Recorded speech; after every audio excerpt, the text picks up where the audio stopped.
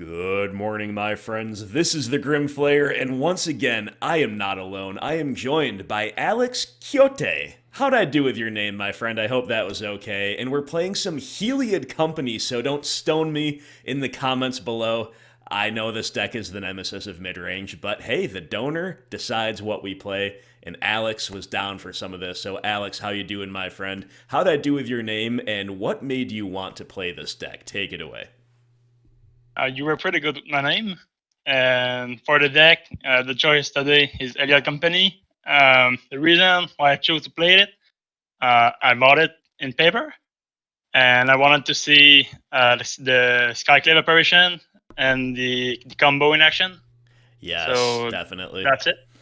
Cool. Yeah, and it's obviously one of the most powerful decks. I think it's been around since like autumn of last year as a known presence, and it's been the number one deck, I mean, basically since the bans happened, right? On MTGO anyway. So like you said, Skyclave Apparition, just like with the other Celestia deck I played the other day, I think this card makes these decks really tick because it means you don't have to like try to main deck Path to Exile in your collected company deck or something. It means you can just stay on plan, and along the way you have something that answers almost anything. It's really, really good. But that's not what the deck is about. We are about going Heliod into Spike Feeder for infinite life with no other mana investment required. We are also about going Heliod into a 2/2 Walking Ballista with another 2 mana required to give Ballista lifelink and doing infinite damage to the opponent. Those are kind of the two major combos, and you can kind of get a 2/2 Walking Ballista a couple different ways besides just playing it as a 2/2. If you play it a Conclave Mentor first or on an earlier turn, this 1/1 will enter as a 2/2. Also, Auriok Champion's trigger will in turn trigger Heliod, which will in turn be able to put a counter on the Ballista. And finally, Pendelhaven can also pump a 1/1 Ballista to a 2/2. All of these different ways to get this thing to a 2/2 while still maybe having enough mana to loop with Heliod. That's basically how the deck works. It's also very value positive. Ranger-Captain of Eos can tutor Ballista. It's also a 2-for-1 inherently, and on top of that, it can sacrifice itself to protect your combo from removal or permission, depending on what you're up against in Collected Company. Going on the end step, putting combo pieces into play, again, another 2-for-1. And, a lot of this stuff can just get pretty big on its own. Like, even if you're not comboing off, you can maybe put counters on stuff with Heliod. You've got some hateful cards, like the playset of a main deck Auriok Champion. Even Spike Feeder can at least gain you life in response to removal, so there's a lot of value, a lot to like in this deck. It's very powerful. We've opted for snow-covered basics, which was at Alex's request. So we've got 5 of those from Ice Age, a single Pendelhaven, and then 4 each of Horizon Canopy and Temple Garden, because we do have a lot of incidental life gain plus the infinite life combo, so we can afford to fix our mana, and we do have some double white and double green cards at 3. We certainly need that. And then 8 fetch lands, a Vista, 3 Foothills, 4 Windswept Heath.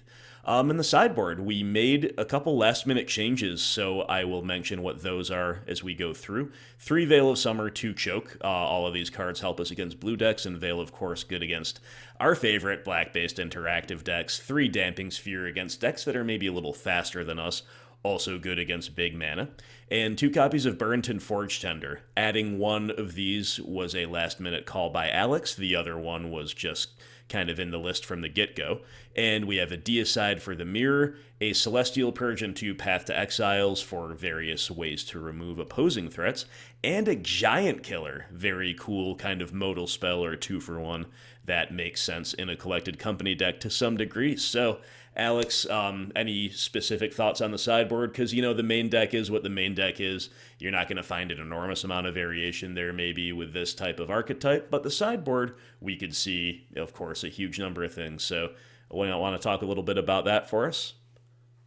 I think for the sideboard, Giant Killer, I think it's my favorite card by a lot. Super cool one, yeah. Yeah, the ability to have like five Giant Killer in the main deck with the help of Ranger-Captain is really great.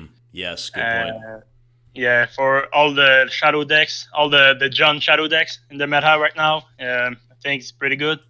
Yeah, we'll have a lot to do there. These 4 cards plus the Veils of Summer seems pretty good. Yeah, and then Burrenton Forge-Tender, you wanted a second one, mainly is a acknowledgement of how powerful and ever-present the red decks are right now. And we can gain infinite life and we can gain incidental life, but more pro-red stuff, more anti-red hate never hurt, right? Especially in the current meta. The Exit prowess can be faster than we combo, so... Yeah, for sure. Cool, man. Well, I think that's about all there is to say. Now, it should be noted that neither of us is an archetype expert, especially me. I hope Alex carries me through this league. I've played about 3 or 4 practice lobby games, and that's it. And Alex, you're relatively new to this. You're coming, of course, from like a Jund background, and maybe we'll put our mid-range abilities to good use here, because you do play a fair game a lot of the time. But, I think we know enough to hopefully get by, so... Thank you, Alex, for joining us today, for your generous support of the channel, my friend. Thank you to all patrons and everybody out there watching. And without any further ado, let's play... Ooh, it feels weird to say it out loud. Let's play some Heliod combo in Modern. Alright, guys, we're on the plane. We are against an Obosh deck, maybe Obosh Red. I think we've got a great hand, Alex. I'm thinking turn 1 Sprawl on the Forest, and then we can either get a Heliod out early, we can Apparition a 1-drop, or maybe even play a relatively unbeatable Auriok Champion. So, I think a hand with Auriok Champion versus Obosh deck. Yeah, that's a key. Yeah, I could have just only said that, right? Everything else is gravy. But, yeah, I mean, I'm assuming they're on the deck we think they are, and I'm feeling very favored. Now, we're obviously going to name white here for Sprawl because of our hand, but in general, with my few games, I've almost always named white. Do you think that's correct? Obviously, not 100% of the time, but should we usually be naming white off Sprawl here? Or I think, yeah. Okay. Just the fact that we can play Auriok Champion turn 2. Yeah. And we play, a little higher green source count than white, so that helps balance our colors in respect to top decks. I think it makes a lot of sense. And can still top deck Captain Ranger, so we need double white for that too. For sure. And if they have a 1-drop, we have the Apparition. Yeah. So let's see what we draw. We draw another land. So what do you want to do? Do you want to get Champion down ASAP, or do you want to have a more mana efficient turn? I mean, if they're going for 1 or 2 second 1-drop, it's better to play Auriok Champion, I think. Yeah. You can gain a little bit of life. Let's do that. I'm just going to get basic planes here because our life total matters, and they could be on Blood Moon. Yep.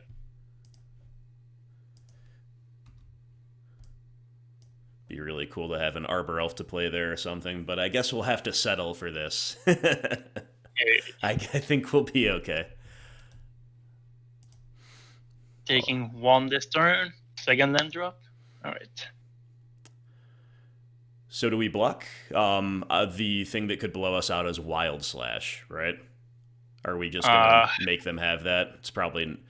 I'd be a lot more scared of a Stomp from Bone Crusher Giant. They obviously can't do that.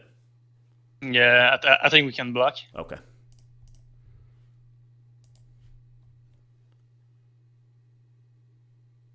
Hey, got him.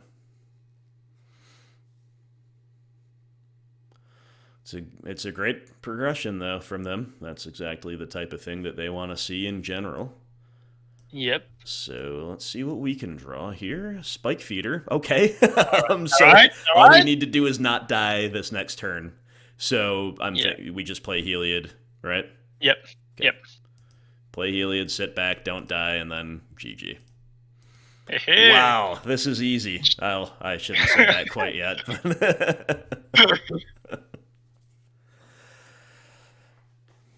Actually, even if they had Blood Moon, we can fetch a forest. Okay. Yeah, wow. Come on, tap out. All right. They are heavily incentivized to tap out because they need to overwhelm the champion, and they have 2 cards in exile. We are still gaining life. Yes. Feels so good, man. Yeah. Yeah, mainly I bought the deck to have a secondary deck when I'm tired of John. Sure, sure. So they're not tapped out. What do we want to do here? Just fetch a forest or a temple garden? Or I mean, they start with an attack.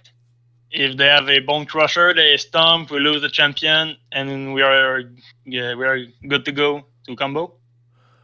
okay, but it's in the end step, so they haven't attacked. Oh yeah, all right. So are we just grabbing a land here, or are we gonna untap? I think we grab a forest. All right, got it. We're thinning the deck to hit a collected company. Yes.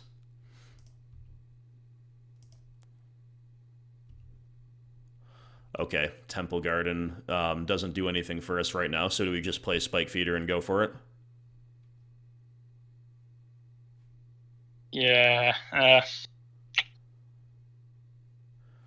This is where the lack of experience with the deck. Yeah. I mean, they are probably representing removal. So one thing we could do is just play Skyclave Apparition if we wanted to be safe. But if they're taking actions on our turn instead of theirs, then it's good either way. So this is where our noobishness comes in. We got 2 counters. We remove 1 to gain 2 life. So can't we respond again? Oh, or we'll just lose the Spike Feeder that way, actually. We will lose the Spike Feeder. So it's up to you, man. This is your call. I think we just play the Apparition. Sure, I like it. Maybe they will throw all they have and put Obosh in their hand. Yep. Anyway, our life total is not pressure enough, so exactly. We're good. And we have a 5/5. Heliod is a 5/5, right? Yes, indeed. So let's get rid of this. And let's say always yes, always yield. And then we can actually shock in the Temple Garden to give Heliod itself lifelink, right? Yep. They're bolting Heliod to shrink it. Oh, okay, sorry about that. If they have double bolts, then we lose Heliod that way. Interesting. Okay. So I'll be honest, I didn't know that I didn't have the devotion thing on my radar at all. So that does kind of get us. But at the same time, it's just pretty decent value for us, right? Yeah. They just burn all their removal. So next turn we're good. Yeah, if we draw another land and they're tapped out, we can just combo off next turn. If not, we just take it a little slower and Auriok Champion wins us the game. Yeah. So I'm pretty sure. Yeah, go ahead. Oh, I was just going to say, so they obviously had the beating of our combo either way with double bolt, right? So I think that ended up being the right play, even though we lost Heliod. Yeah, I'm pretty sure that they're going to put the Obosh in hand. Yeah. So this does feel a little bit bad because we just from the perspective of the other deck, right? Because we had a great opening hand, and we have something that completely hoses them as far as the combo goes. And okay, right. I go for Blood Moon, got it. But on top of that, and despite that, they are able to interact with us, and they really have what they needed to compete. But we just we're just kind of winning with Auriok Champion anyway, so it's kind of crazy. Yeah. All right, they're attacking with both here. They have no card in hand. Yeah. You can really block. You want to block? Double block something? Yeah. Okay. No, just block with the champion. Okay.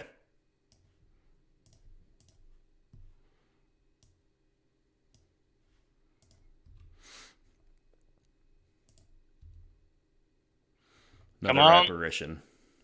Okay. All right. So let's play Heliod. Yeah.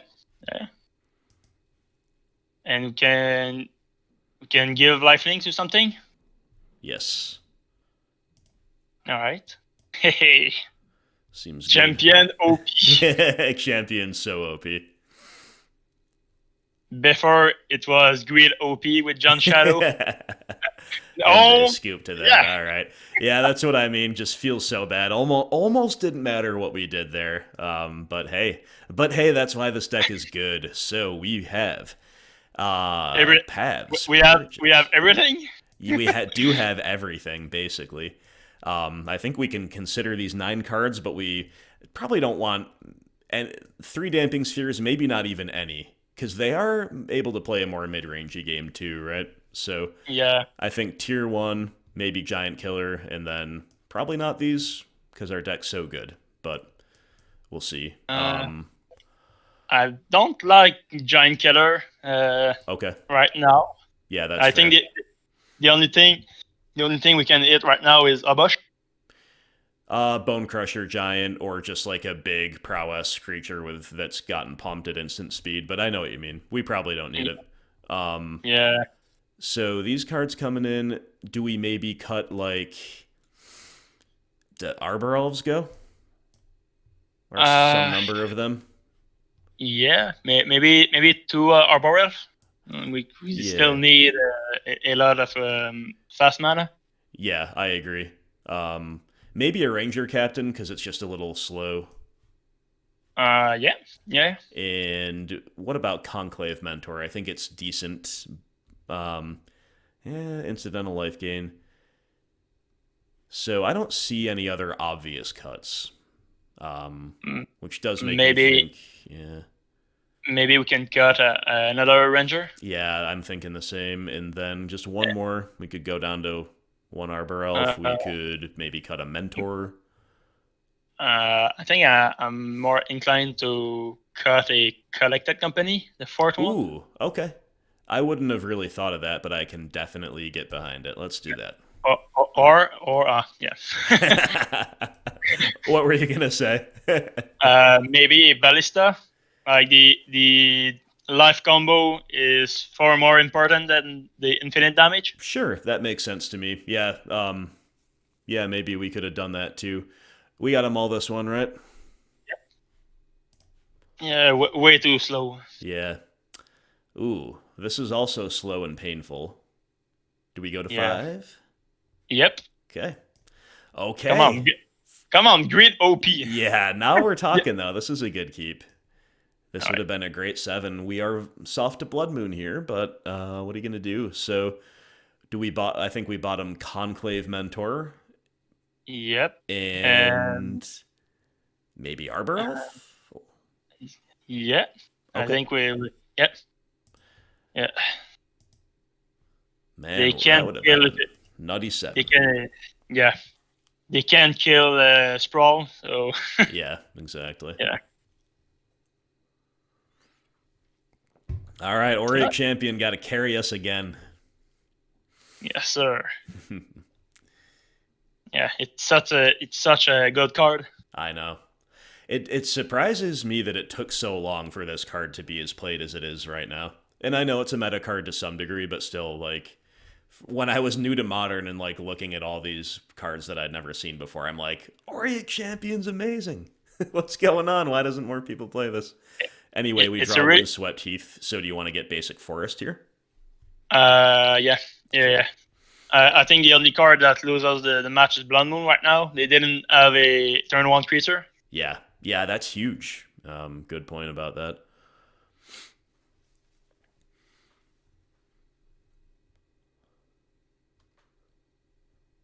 Pretty sure they hold up a bolt for an elf. Yeah, I think you're right. Maybe a lava dart. I love this mountain. This mountain. From John Haven. That's right, man. Always great heart. Always. No, he doesn't miss. He's never missed in his life. Yeah. Well, it looks like they were actually F6'd. Interesting. So maybe they kept a Blood Moon Bone Crusher giant hand. I could see that. Maybe they have like flame slashes. I don't know. We'll find out.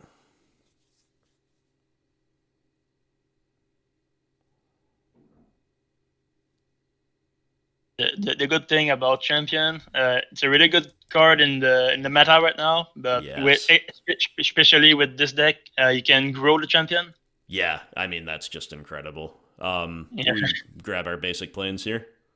Yeah, and we just play Heliod.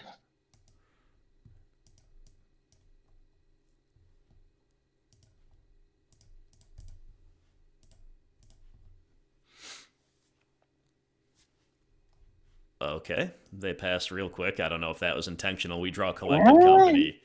Okay. Nice. Is that what we're doing? Uh, We're going to miss out on some champion triggers maybe that way. So we could play champion and a tap Temple Garden. I think we just play Pendelhaven and pass the turn. Yeah, you want to go Coco. All right. Yeah, I respect both. I got to tell you, in a couple of my practice games, I whiffed completely on Coco. But hey, that's just getting those out of the way early, right? Rampaging Ferocidon. Wow. Right. Okay. So if we Coco in response, we save some life. But if we Coco after, we can maybe Skyclave it. You already know me. Great OP. Okay, so let it resolve? Nah, no. Oh, okay. You're trying to combo. Okay, yeah, sure. Yeah. You could see Greed OP in a couple different ways there, but let's see what we got. Arbor Elf Conclave Mentor. Okay. All right. For the first time, Greed didn't pay. All right, players can't gain life. Dang, we got to find an out to that. Oh, okay. Wow. So we're pretty hosed until we find an out to this. Do we just play Auriok Champion just to do something here? Hold the spike feeder? Yep. And if we find an answer to that Ferocidon, we have the Pendelhaven to save the spike feeder when we take out the first counter. Yes, exactly. So we find an out to the Ferocidon, we'll be good to go. Opponent can look for a blast zone on 2 over the course of a couple turns here, or they can just get rid of our Arbor Elf right now. Oh no. This is why they kept the slow hand. Look at this. All right. Where is the Maelstrom Pulse? Yeah, exactly.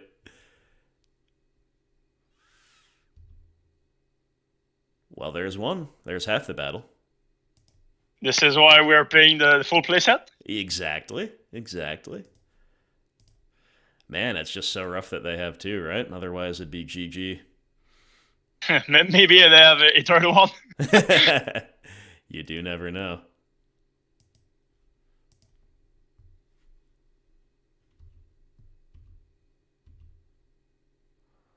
And we can beat down with a 5/5. I mean, that's not bad.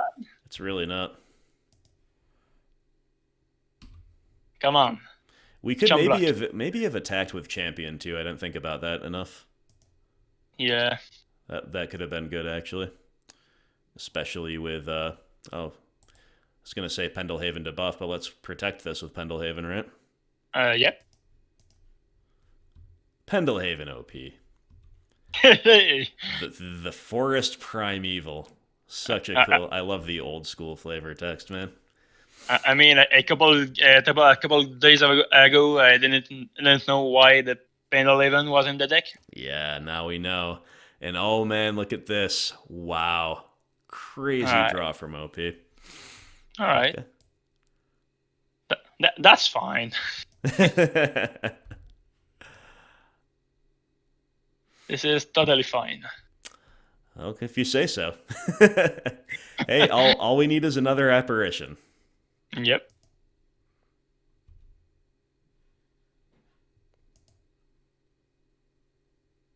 Whoa. Light up. Okay.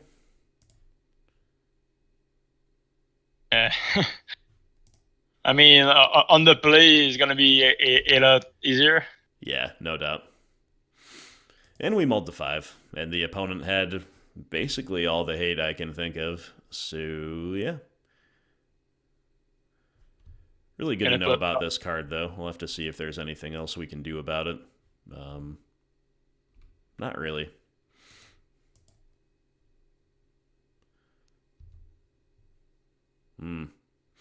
Alright, we can play one of them to try to stay alive, but we're pretty dead. We're dead to their Lava Dart. Okay, I'm going to concede. Well done, OP. They're prepared for us, as you would imagine. But, okay, on the play, we probably just run it back, unless you want to maybe cut that Walking Ballista like we said. Okay. Cut the Ballista. So we can play another company or another elf, maybe? I like the port company. Sure. Yeah. Good to go? I think we're... All right. All right, give us a good 7. Give us a good 7. I don't know what I'm doing, but I think it worked in round 1. Game 1. Yep, that's right.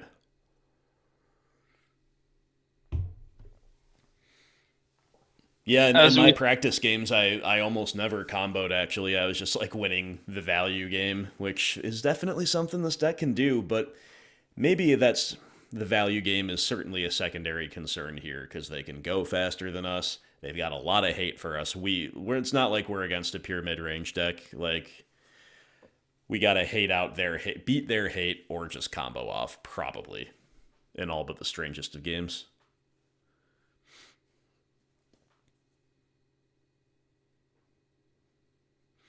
Okay. I think we keep, right? Yep, I think we can keep, yeah. I've seen better, but I'm definitely not hating it. There's so much to like. I really like the fact that this deck, you're always one top deck from winning. Yeah, exactly. So we're probably going to be going turn 1 Giver, turn 2 Purge, turn 3 Heliod, saving the path. I want to really try to save the path for a Ferocidon. Yeah. But I'm happy enough to Purge like a turn 1 play if they have it, and if we don't have anything else to do. All right. But we'll see.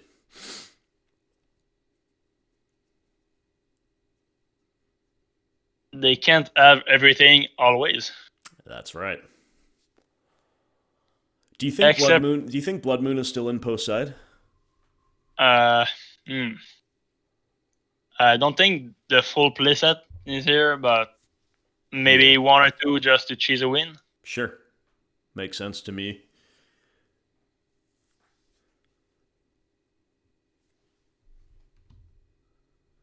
This is an interesting one as a one of.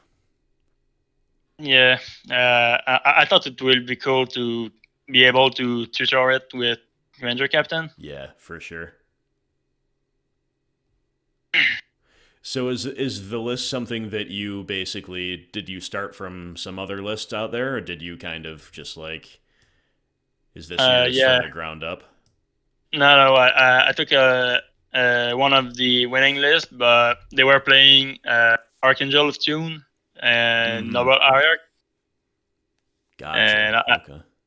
I mean, I think Archangel is good, but way too slow in the meta right now. Right. For the Noble Auriok, I prefer to be able to fetch something useful with the Ranger-Captain. Yeah, definitely.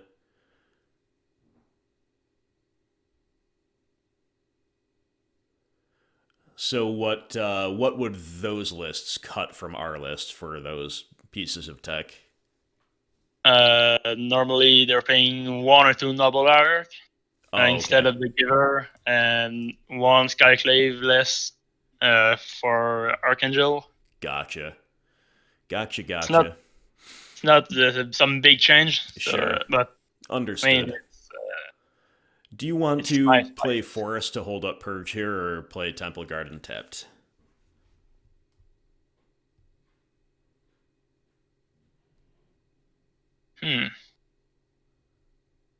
I think we just play Forest and hold up Purge. Got it. Like I really don't know what I'm doing. So. Me either, my friend. Me either. But where I think we're being presented with a lot of decisions that are worth talking about. I'm not gonna like agonize over every decision we make the whole league, but you know, this matchup is interesting because it sends us the incentive to play carefully with our life total. We respect their normal plan, but we also certainly have other considerations with a deck like this. It's like 1 foot in a mid-range camp and 1 foot in a combo camp. It's kind of a strange place to be for me and maybe for you too. Yeah. All right, looks like it's going to be Dart Light up here. Yep. Oh no, there's that Ferocidon. Good thing we've got the outs. Oh, we got multiple outs. All right, cool. So we're getting the Heliod down. Yep. And we are gonna be able win? to answer this from here.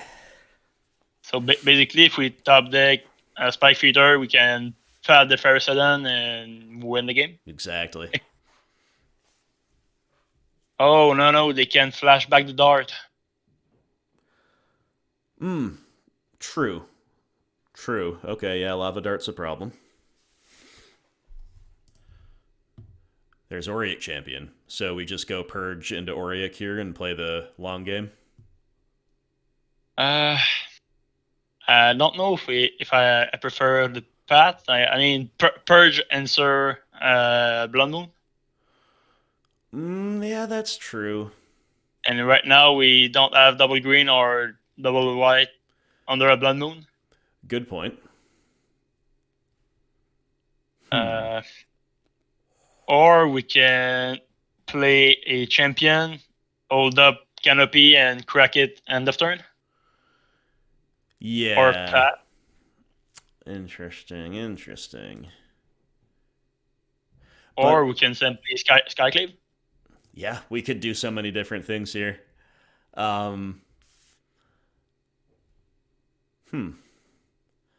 I still kind of want to Purge and play the champion, though, because then we're just gaining life while we can as we're maxing champion out. They're going to have a really hard time beating her, especially because we have outs to other things, you know what I mean? So even if they have Blood Moon, I think we can still win through that. You tell me, though. Your call. I think I prefer to play the Apparition and hold up Pat. Okay, that's what we will do.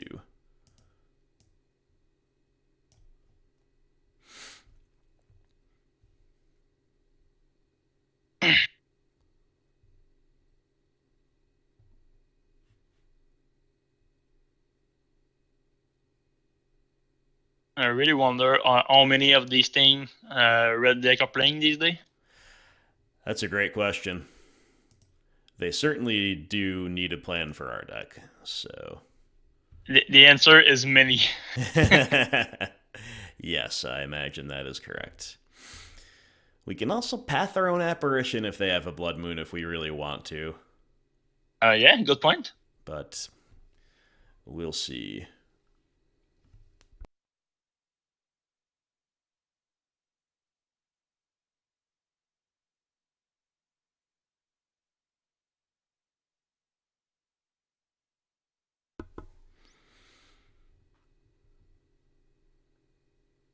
Another one. Wow. All right. So do we want to path that to be mana efficient on the end step here? Yep. Okay. We killed those things on site. For sure.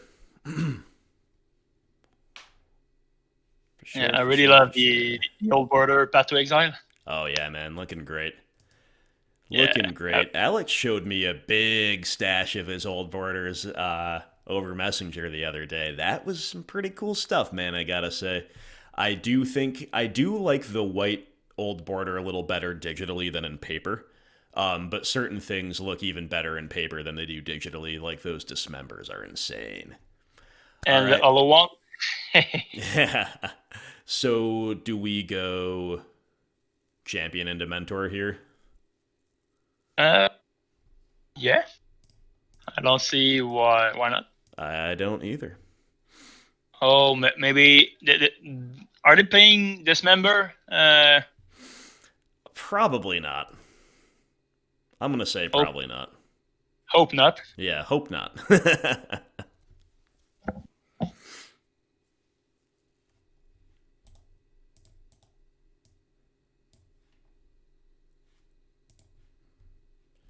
Now, who do we buff here?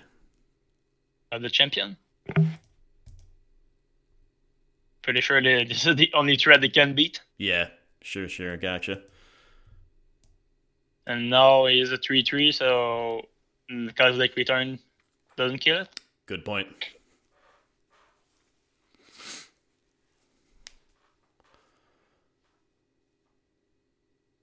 And we have still a redraw with Canopy. So yeah. Wow, opponent doing nothing here?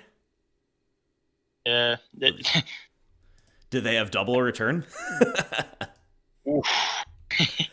That will be tough. That would. So we want to begin by fetching a basic to thin, then cracking Canopy? Yeah. Okay. The second plains or the second forest? Maybe. I mean, right now we need double green to win. Yeah, let's get forest. It's looking more and more like they might not even have Blood Moon, but still worth thinking about.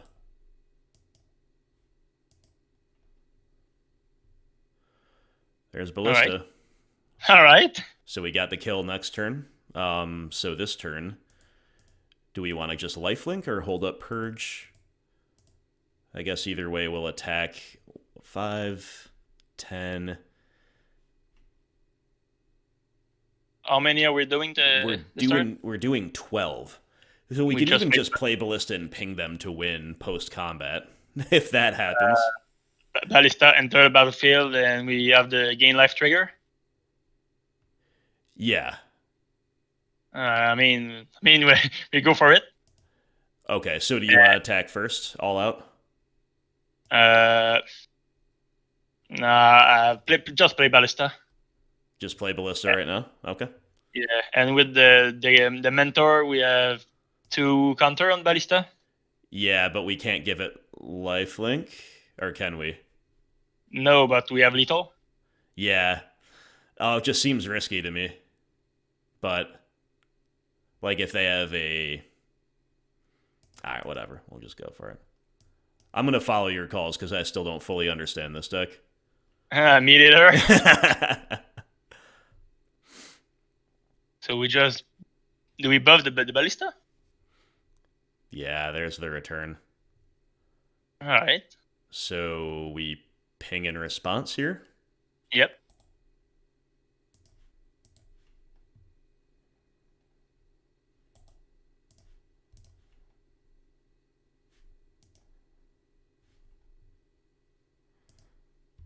Yeah, that's that seemed pretty bad. But they probably still just can't beat this card, right? Probably. They'd have the double return. I kind of knew it. Oh, I kind of knew it. Ouch. Yeah. Oh, man. Yeah. Okay. I think we should have just not played the Ballista there. But we'll see. Oh, my goodness. Firebolt into Spyro.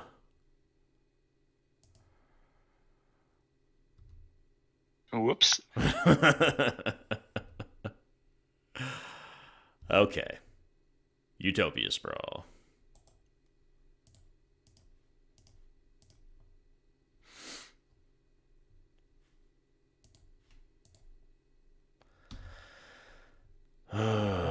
Double return. Yeah.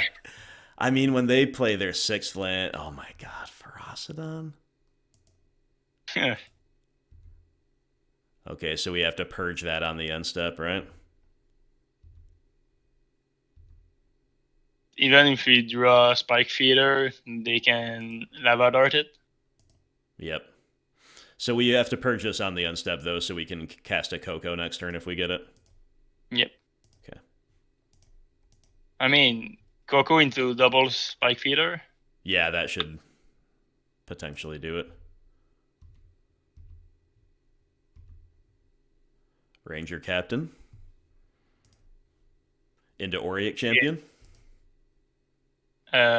We Or, can sorry, it's can get. mana value, yeah. I was thinking power for a second. Alright, well... Whoops.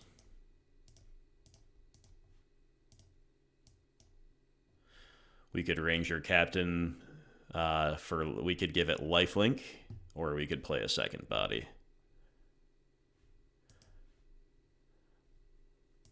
They're also one land away from putting Obosh into hand and then playing it on the same turn. But we'll get Forge-Tender either way.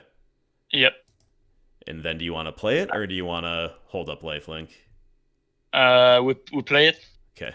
They can flashback Firebolt and Lava Dart the captain. True. And if we can top deck his Spike Feeder, we can sacrifice the captain Yes. In our turn to combo off. Good point.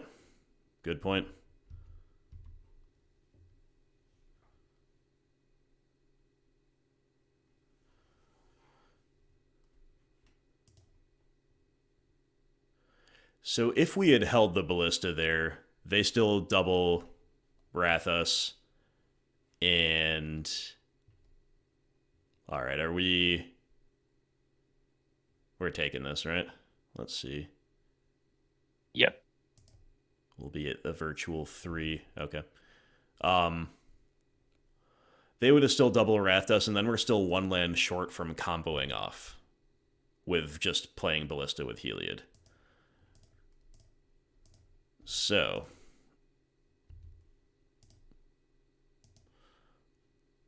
Yeah. Block here. You want to just save the most life?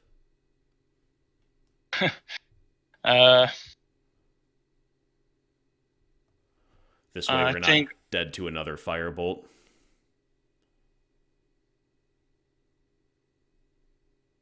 I think we block the Elemental with the Captain. We go to 1. They have a Lava Dart in the bin. Yeah, we block the Forge-Tender, and we can sacrifice the Forge-Tender to counter the Lava Dart. And we're at 1. Okay.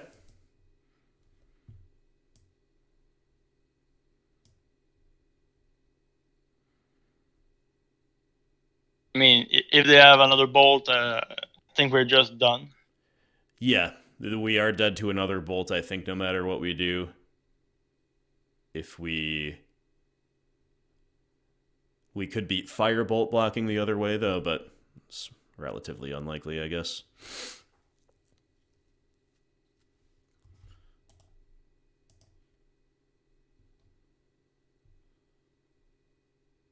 Stomp. All right, so we're beaten by exactly the 2 damage. Okay. Off the top is a Horizon Canopy and 2 Spike Feeder. Oh my god. The tilt. The tilt. Okay, well, we tried. Yeah, that was a very long match, longer than I'd expect against Mono Red. There are a lot of decision points, though. So yeah, it happens. Very winnable matchup, though, and we didn't quite get there, but the Rampaging Ferocidons and the Kozilek's returns, they found some very good curve outs against us, but they came prepared, I guess. What are you going to do?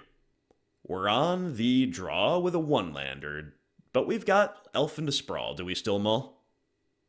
Nah. No, we're keeping Greed OP? Okay. Yep. All right. What is this? John the Shot. Oh. Oh. Oh no. Oh no. Not the mirror. Or it could be Ponza. Either way, we could be in big trouble. I think we need to play Arbor Elf here and hope it lives. That gives us the highest upside, and also if they're like pillaging us, it doesn't hurt maybe as bad. Yeah. Okay.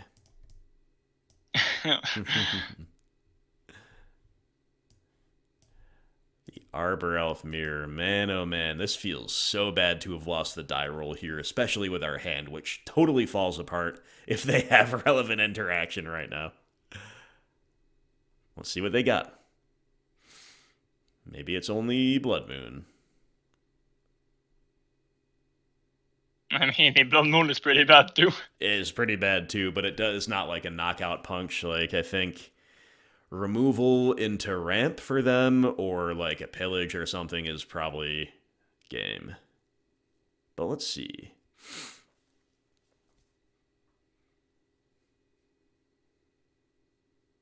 Thought maybe they kept a one land or two for a second, but It is Ponza. oh god, Renin 6. Oh no. Wow. All right. All right. Hey, there's a second land. Sweet. So We just play Giver into Sprawl. yeah, I guess that's the play. Yeah, being on the draw. Yeah, man. That just killed us. Most likely.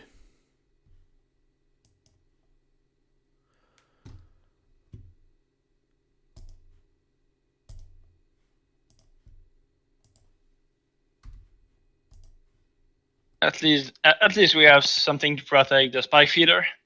Yes. Can they beat Infinite Life? They might with, depending on maybe what Planeswalkers they play. Planeswalker alt, I'm not sure. Honestly, Auriok Champion's a very good card in this matchup, too. Yeah. So if we just fade anything too crazy, and honestly, that's awesome. The fact that they're going Spyro instead of like Chandra or a Glorybringer or something here, or a Pillage, God forbid, that's pretty good for us, right? So it's still we're still in big trouble, I think, because Renin 6 just is going to keep getting them value and pinged our one drop, and we're on the draw. But we have a chance. Maybe. Whoa. Oh, yeah. I think they are on Red-Green Monster and not Ponza. Looks like it. So with that in mind, what do we do here? I think we're so far behind. We just play a feeder and hope to draw Heliod. I can definitely respect that.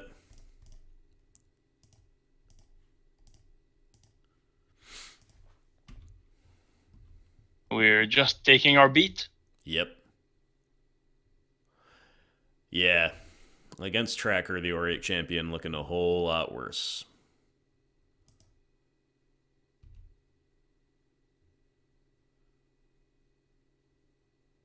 Make your clues, opponent. Okay. I'm going to concede to that one, right? Yeah. Gross. Okay. Well. Celestial Purge could play. Then maybe some number of these cards. We could also play a Deicide to beat Blood Moon and Klothys. Yeah. At the same time, we probably don't want to sideboard very heavily. So, what don't we like quite as much here?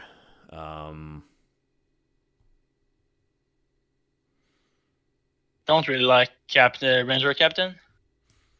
Okay. I get that. Maybe Purge is our best card, followed by what? Deicide? Is that right? Or yeah, I think we need the Deicide. Okay. Against the Blood Moon. We can cut some numbers of champion. Sure. What do you like instead of it? Are we supposed to? We need the Giant Killer and the Pat. Okay. Then with one more cut, maybe Giver of Runes. Is that a thing to cut here? I still like having guarantee to tutor it. Yeah. Okay. We could trim a Mentor. We could go down another champion. Mentor? Can't cut a Mentor. All right. No lands. Send it back. One land, Horizon Canopy. Wow. This is impressive. We're going to 5. Okay, it is very slow but functional. We bottom. I don't know. Not a Ranger. Yeah. Ranger-Captain. I want to keep champion. All right. Maybe that's wrong, but I think like against certain progressions, it could keep us in the game long enough to recover from this.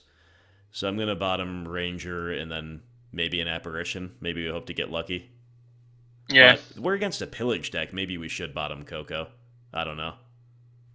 I think this is the greater upside if we can Coco into the combo. I agree.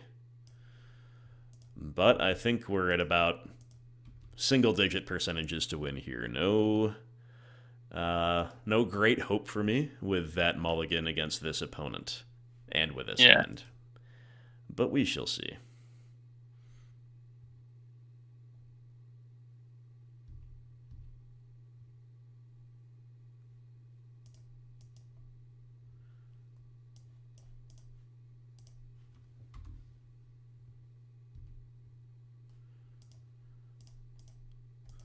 All right.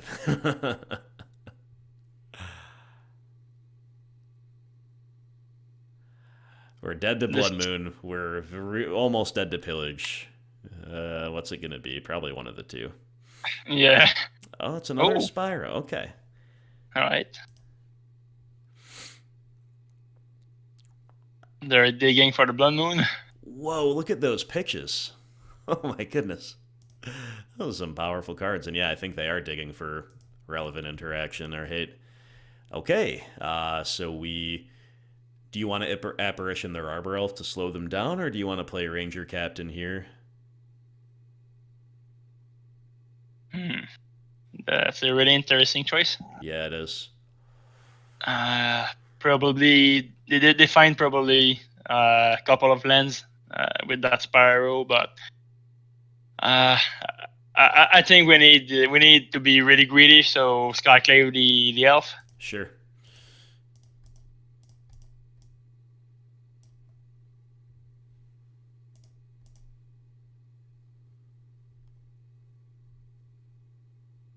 And we need the fourth land after that. Yeah, we sure do.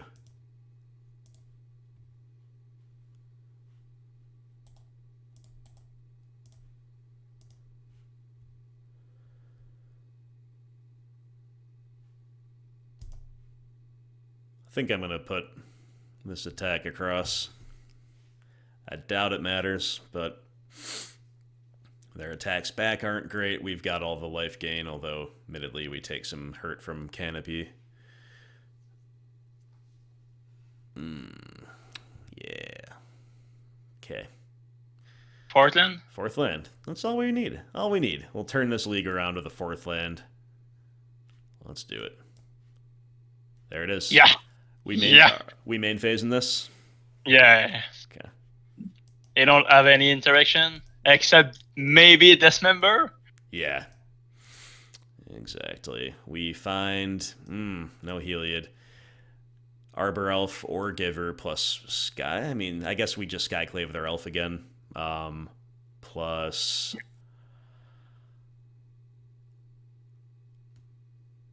I don't know. I can see either one here, frankly. Arbor Elf actually makes some sense given our canopies to crack and the fact we have Ranger-Captain in hand. Yeah. You want to take the Elf and the Skyclave? Sure. Okay.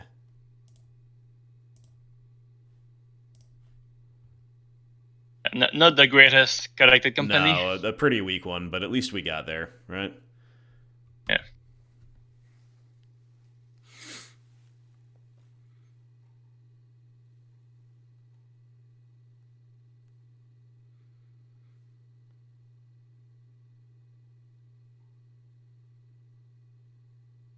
Oh, don't do it. You're not allowed to tap for mana.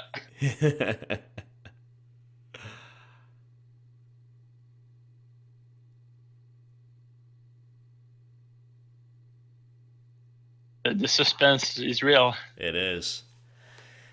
Leads me to believe they have multiple options. They could have another Clothis, for example, and that's why they pitched the first one so easily. Not that it's amazing against us anyway, but still. That could be a thing. They could be debating that in like a pillage or something. I think if they have Blood Moon, they just slam it, obviously. I think another Sparrow. Mm-hmm. Yeah. Sure, that makes sense too. I thought that all the time they choose, it was probably a Sparrow. Sure. They picked Karn and Bloodbraid Elf. Alrighty. Utopia Sprawl.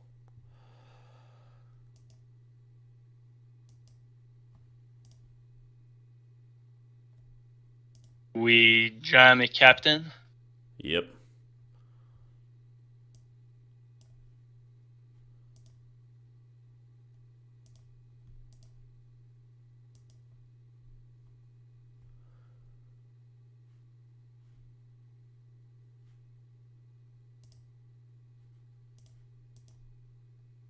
What are we getting with this? Giant Killer or just another elf? I think Giant Killer is good. It's a 1/2, if I remember. Can block elemental tokens. Yeah. We did bring it in, right? Yeah, we did. Alright, so I'm going to make white here so we can play Giant Killer off of this floated.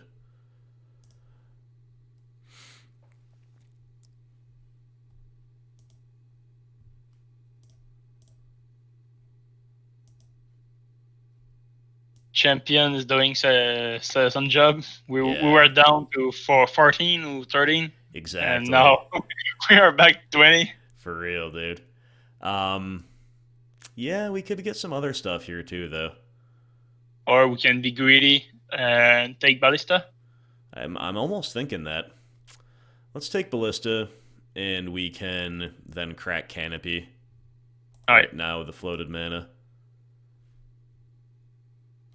We're kind of rewarded with another land for doing that main phase anyway, so sure.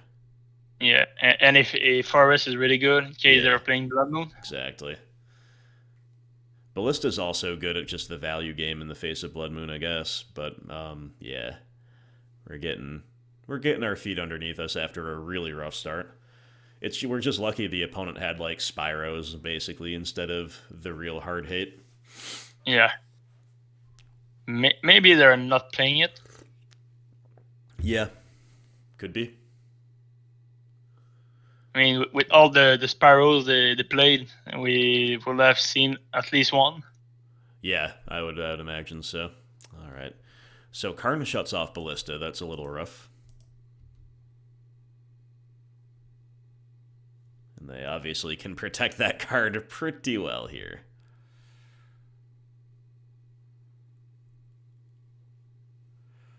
I don't know what these Karnza wish boards really look like. Liquid metal coating. All right. Are we cracking Canopy looking for the goods? Yeah. We need a collected company or something. Yeah. Oh.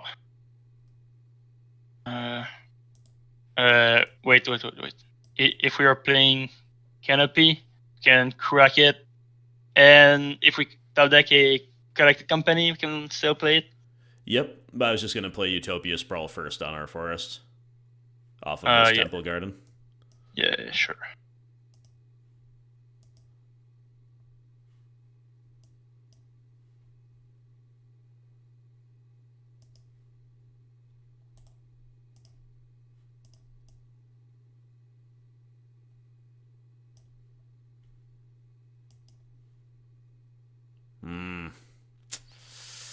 Okay. I think we're going to lose this one here to the liquid metal coating for sure. Yeah, that sucks. So, do we just play the Ballista now as a beater? I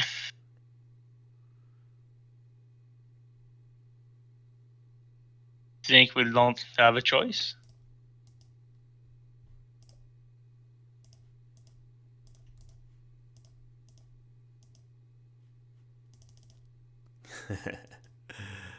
Whoops. Oh, I didn't know that would reset me. Sorry. I'm just memeing. Don't worry. We're so close to a 3-3. So close. So close, but so far. So far, man. All right.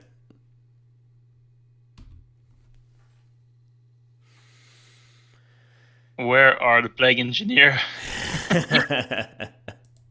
We needed Maelstrom Pulse round 1, and we needed Plague Man round 2. There's a lesson here. We're being very punished for straying from our roots.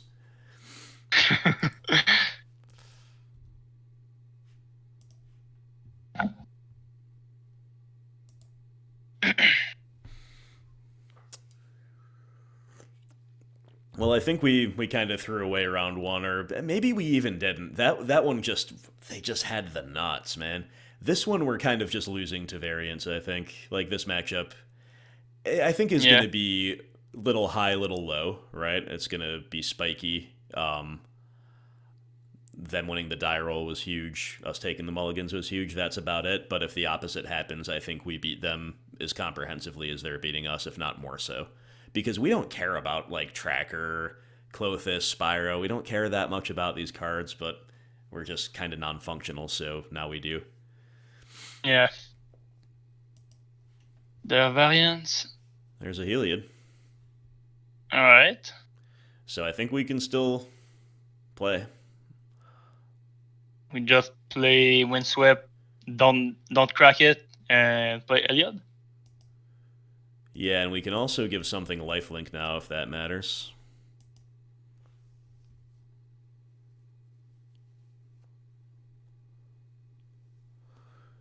So let's just make the Auriok Champion big again.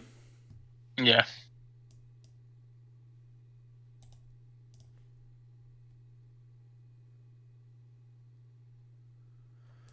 I kind of want to attack with Walking Ballista here. Does that sound good to you? Yeah. Everything at Corn? Everything? Nah, not everything, but oh yeah, they can kill Champion. Yeah, I was thinking just Ballista for this turn, because trading Skyclave for a Spyro is pretty bad, too. Alright.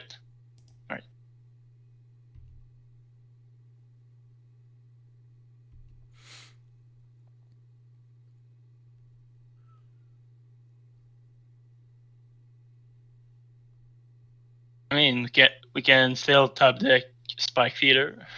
Yes, exactly.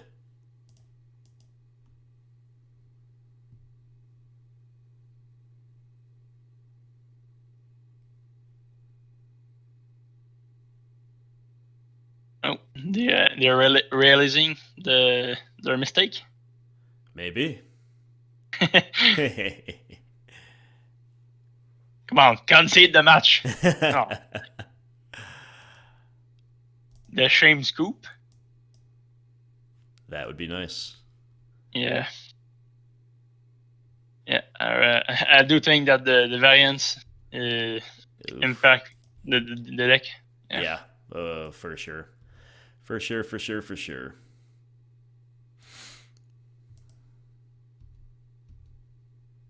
Gonna kill our forest. Yep. And that's gonna be pretty bad, because then we have basically one turn to top deck Spike Feeder, or like maybe a Skyclave to beat the Karn. But right now we are chewing their board, so yep. It's not bad. Not that bad. You're right. I mean, we have some things going for us with this Heliod. I'm not gonna crack the, or should I? Yeah, end the turn, yeah. Okay. We're not respecting Blood Moon anymore, right? Nope. We're respecting the Karn. Exactly. Come on. Ah. All right.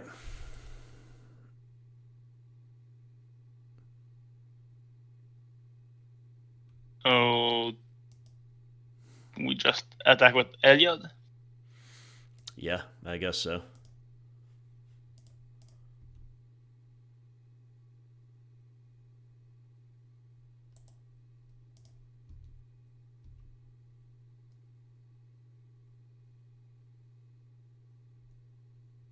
At least while they are eating our land with corn, they're not searching for other artifact. Yeah, true. I'm pretty sure they're playing Warm Coil or something like that in the side. Yeah, no doubt about it.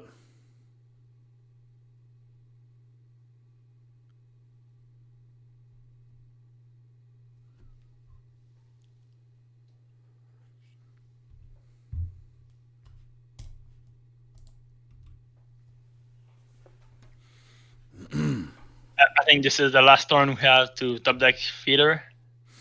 Yeah, I think you're right. Come on, deck. Come on, deck.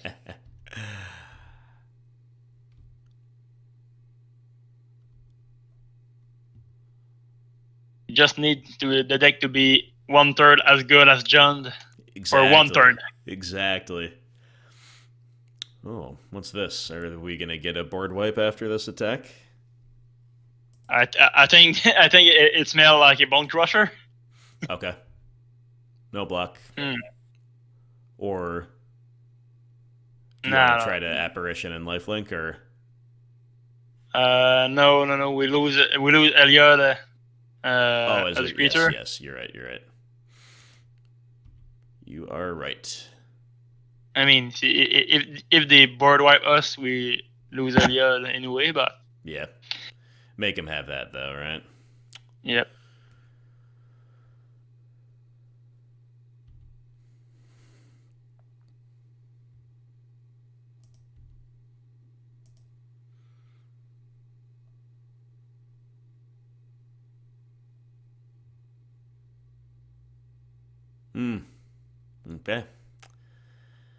Okay. They did have the stomp, so you're right about that, but that's real bad for us.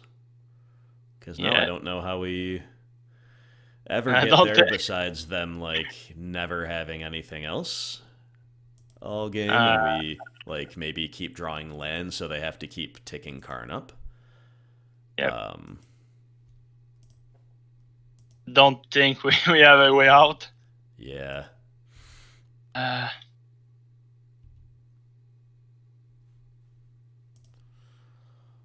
Okay, so we can now attack with Champion and Heliod at least. Yep. And give lifelink to something? Yeah, to Champion, yep. Alright. Yeah. Or maybe at the Heliod, it says another creature? It does, yeah. I tried to give him lifelink last turn and it didn't work. Right.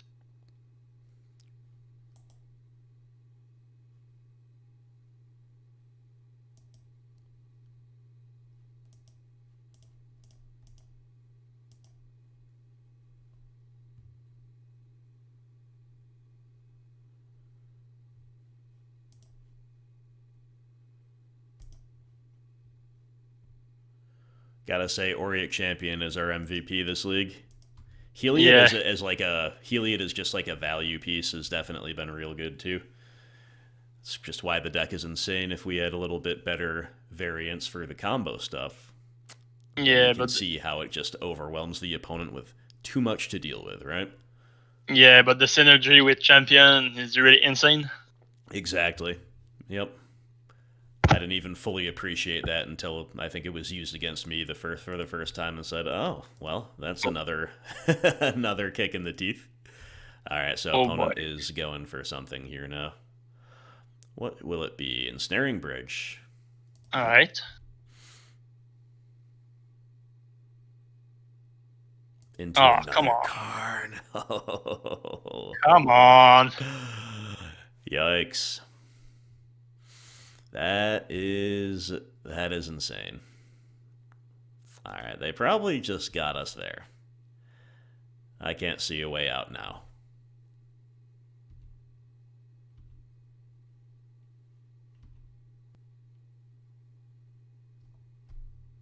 Do we keep playing or do we scoop? I don't think we have any outs if we are losing a land per turn. All of our outs to these cards are 3. Yeah. I think. Yeah, we can scoop.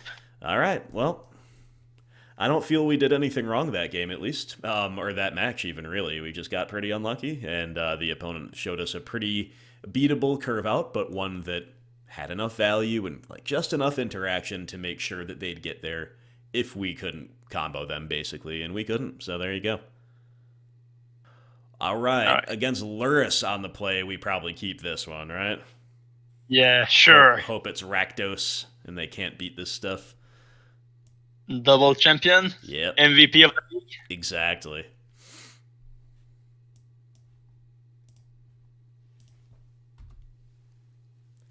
All right, we're due for a nice easy win here.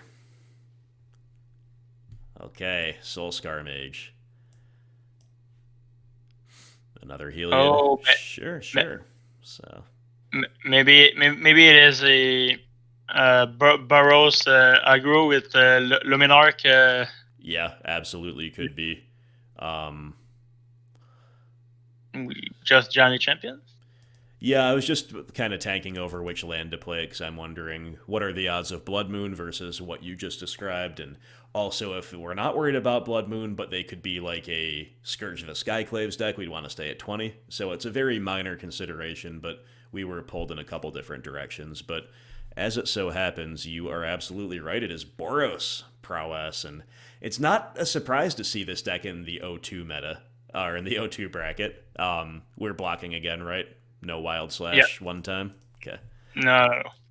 They don't have that ever. Exactly, never have it. Because even though I think Boros Prowess is a great deck, this is another one that the meta is very prepared for. I found that I really felt that when I played. So, Luminancer? Yeah, Lumimancer, Bauble. All right. Oh, the third Heliod we could probably do without. We could probably do without that. So are we... I was just going to play a Heliod, but maybe we could play a second champion, but we get the Heliod down, right?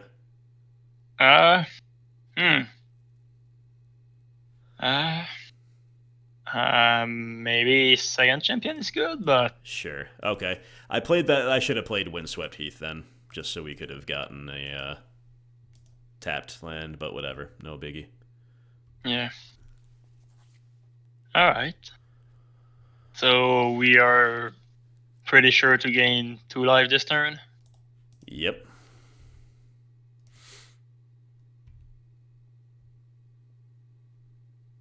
And something to note is that Clever Luminancer can go through our champion. Absolutely. So it is a little frightening to see this one, but at least it wasn't turn 1. It's going to be turn 3.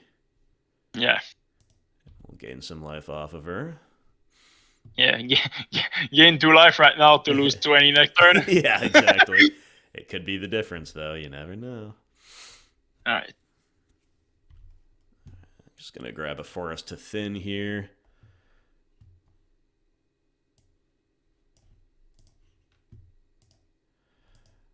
They didn't attack and they didn't play anything else. That's fascinating. Can we draw the 4th Heliod? Oh. All right.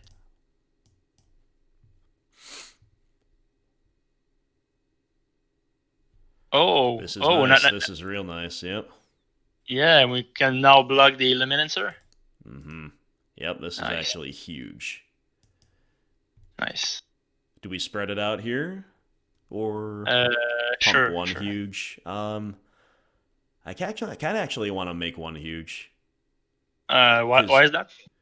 Well, because protection can block a huge one anyway, just as well as a 1/1 unless they have trample with crash through. So making this one bigger means they're less likely to be able to attack into it, and because they'll lose something in combat, and that won't be a factor this turn. But I'm thinking for like subsequent turns, depending on what else happens. All right. Also, we're getting ready to beat Kozilek's return post side. we're getting the champions big now, getting in that mindset. So, with our board right now, I think they're most inclined to put Lyris in hand. Maybe, but then they're letting us have free reign next turn to attack and get lifelink with something, which, granted, maybe is not the worst outcome for them, but but they can't really do anything. They can't attack, and they can't kill anything. You're right. I expect this is about as good of a brick wall as you could hope for against this deck, game one. So, yeah, you're probably right.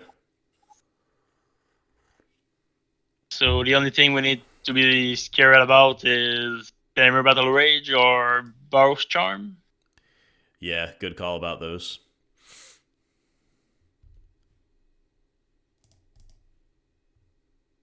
Something other than Heliod from the top.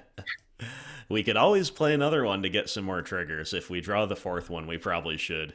But instead we draw Walking Ballista.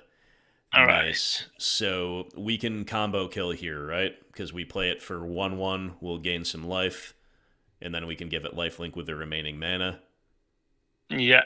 So we just need Fade any removal, and they have 5 cards in hand. Yeah, so they're probably going to remove it, but either way, it's something good proactive to do, right? So I say we go for it. All right.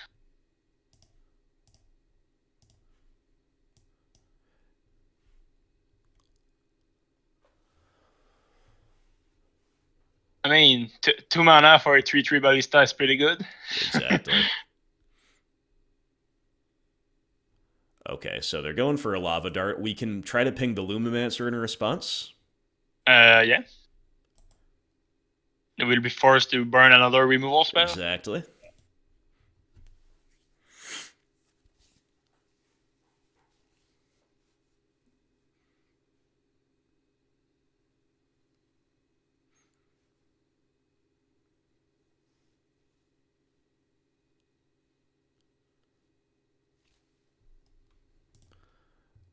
Okay. All right.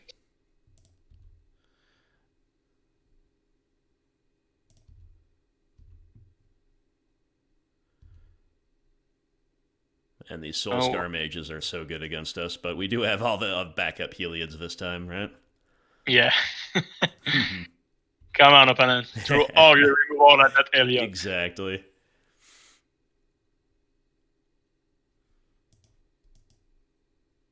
So everything from the top is good. Yeah. Spike Peter, Skyclave Company, Apparition. For sure, for sure.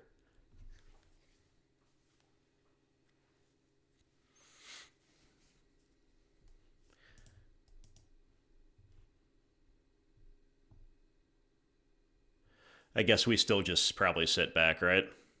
Yep. Okay.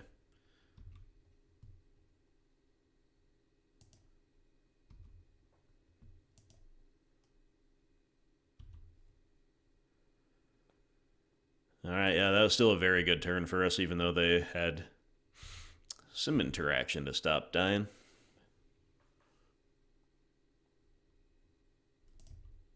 It's really fascinating. All these mono red or red aggro deck can beat a infinite life deck with four champion main deck. Exactly. Exactly.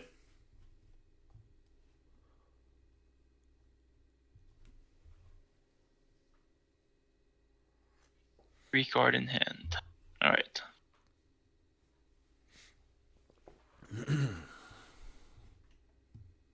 And they have double dart in the graveyard? Yes, they do. So we could definitely see them make a push trying to remove Heliod right now.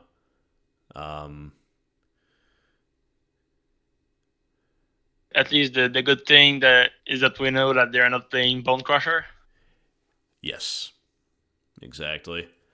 But they could definitely be feeling the pressure to remove Heliod before we talked out the combo, and also before we top deck like an Apparition for their Soulscar Mage, which stops them from dealing with Heliod. So looks like that's what's happening. Looks like they're gonna maybe Dart and Bolt or something, which value access plays to our hands, of course, and then maybe they put Lurrus into hand, or they have to Dart a bunch. That's even better. Do we play a second Heliod and you type in the chat top deck Heliod? Right.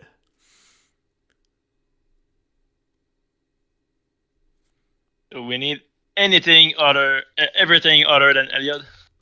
Yeah, pretty much. No lands, no Heliod. Canopy is great. I would take that, yeah. Better than nothing. Indeed.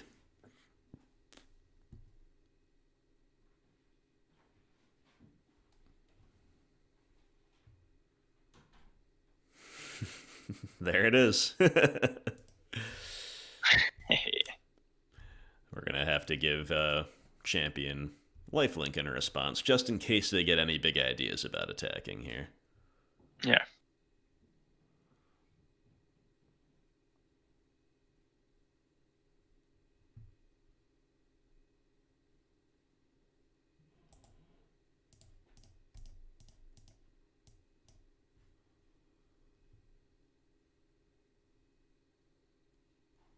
Maybe their last card is not Battle Rage, but Boros Charm. Yeah, that would be insane. But even that is only 20 damage, right? Only 20 damage? Yeah. We block the other two. Yeah. So it would... The worst would be they have a crash through and they crash through into Boros Charm. Then I think we'd be dead. But they're going to let it expire. Nice.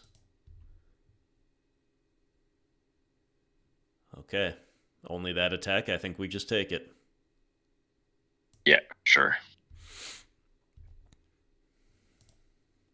Double strike? Yeah. Oh, yeah, you called it.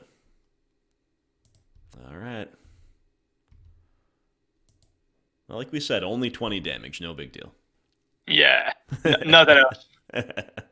Never enough. All right, I'm not going to affect you with this because you never know if that last point of life matters before we get further in the game. Further back ahead on life. There's Horizon Canopy.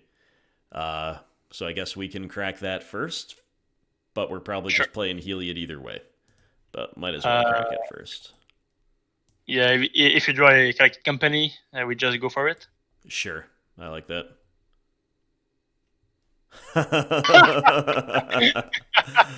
The fourth Heliod. The fourth Heliod. All right. The name of the deck is Heliod Company, but can we have the company part, please? Yeah, exactly, man. For real, though. All right. It's still a major uphill battle for the opponent, but admittedly, they've done a lot.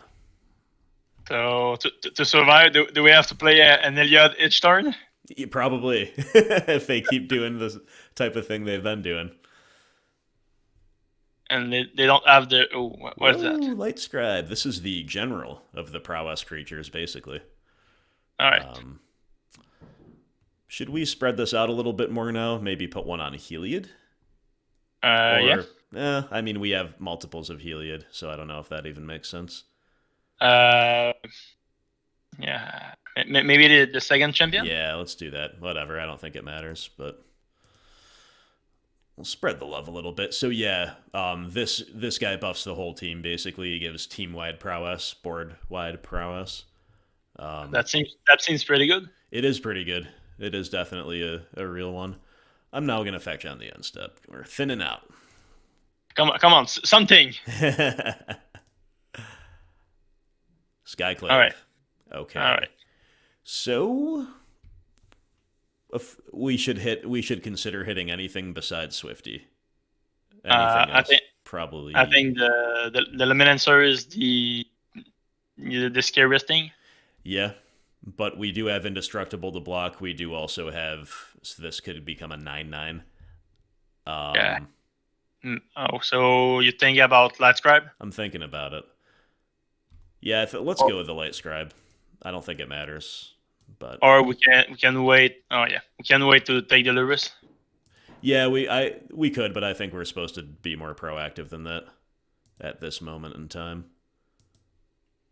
I'm just going to spread it all out a little bit, a little arbitrarily, whatever. Do we start attacking with the champion? Yeah, I think we send this 8/8 in. Yeah. We can attack with Heliod too? No? Yeah, that's a little riskier. They have only one card in hand. You like it? I mean, Yeah. we're life linking here, so I do like it. Oh, yeah. Let's get him dead. All right. Because we're about to gain 8. Yeah. I mean, our champion right now is better than Goif. Yeah, dude. This is literally Auriok Company. It's Auriok Heliod. We haven't seen the combo do much. We haven't seen Collected Company do much. But Auriok Champion's a really strong card. Yeah. Whatever.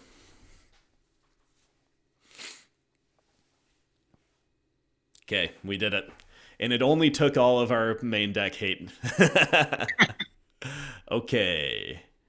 Purge, Path, Forge-Tender, maybe a Giant Killer. Damping Sphere is better here than it was against the Obosh deck. I'll maybe consider 2, but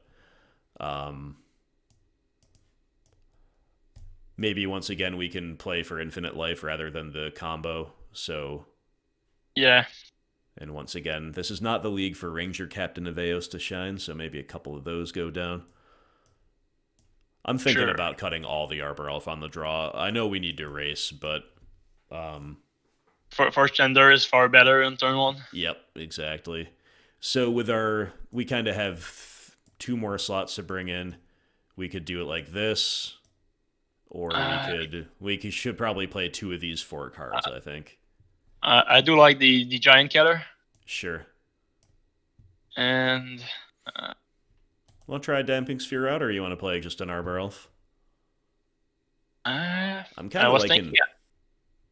I was thinking about the second Ballista to kill Luminancer. That's true. That's definitely not bad.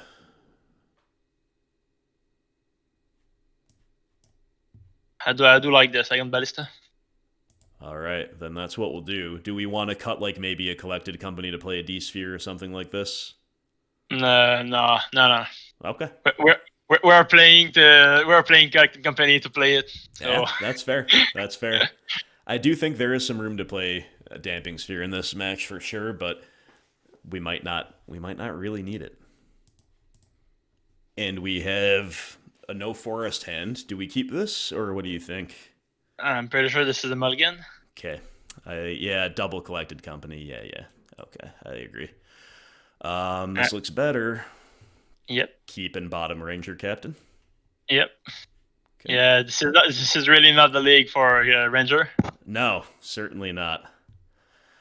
We're cutting him, and then we're seeing him when we mulligan and putting him on the bottom. All right, a second forest. Not precisely what we needed, but we'll take it. Just play a Forge-Tender for now. Forge-Tender is so good. It's really insane. Yeah. Yep, definitely not mad about that one. How much more pro-red do we really need? Well, a lot. A lot, exactly. Look at that, warding off the attacks. Maybe they had to light up the stage. They can't even use it. GG.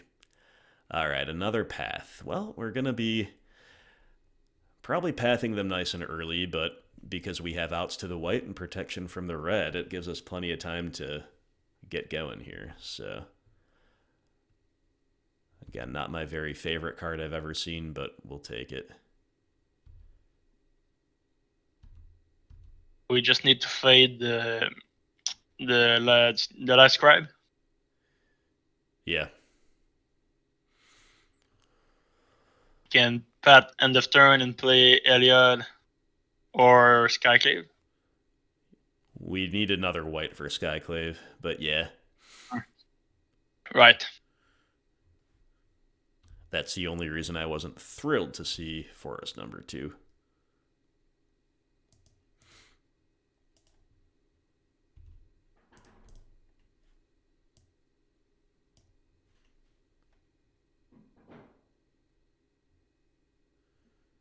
So they're gonna dump all their hand, try to kill us right now. They're gonna do, yeah. You know, I always think the instant speed Manamorphose is definitely a little bit risky. But you understand it. Sometimes it is the optimal play. And I maybe build my prowess decks with a little more sorceries than the average player, so that could be, my own thing. They're going to dome us for 4, so they are respecting the chance for removal. They're not shoving all in with double strike or anything. Mm. But, for example, if they found like a crash through there off the Manamorphose, they couldn't use it to pump their team this turn, and that's a big deal, especially with a pro-red creature, so that's just my thought, though. But yeah, block one, path the other seems pretty good. Hey, stop it. Let's not forget about the cat either. Yeah. Whoa, another Forge-Tender. Cool. Maybe play Heliod for now, though? Yeah. Yeah, and we're kind of choked on white, basically. So a Plains would be a perfect draw, or a Prismatic Vista. So, something. Yeah. Or a Spike Eater. Yeah. Spike Feeder uninterrupted for GG. Even if they interrupt it, we'll still get value. Uh-oh. I was hoping after the last turn they wouldn't have the complete nuts, but they could if they're kicking off with Crash, right? They easily could. This is bad. It is potentially very bad.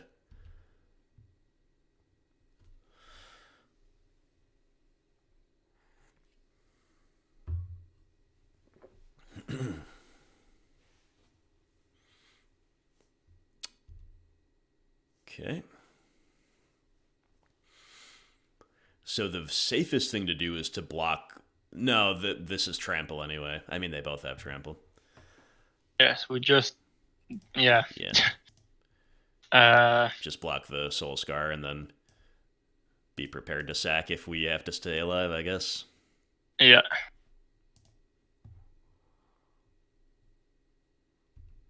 Nope. Okay.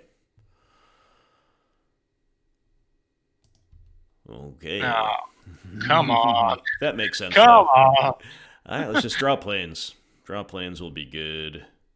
Spike Feeder? Or that, yeah. Another Apparition. Okay, so... I almost think we have to hold up path rather than play another Forge-Tender right now. Yeah. Feels pretty bad. Man, when it's not one thing, it's the other with variants today with this deck. Like, literally just not having a second white source with these draws is killing us.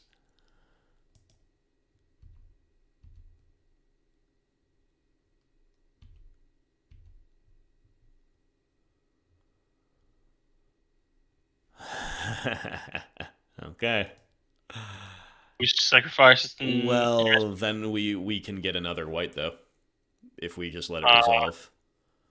Yeah. And then next turn we can Apparition into Forge-Tender. So I think we're supposed to do that and hope they don't also kill us this turn. Alright. Which they definitely could. I'm not saying that's even like the lowest likelihood. But I think we need to play for the actually using our hand at this stage. Sure.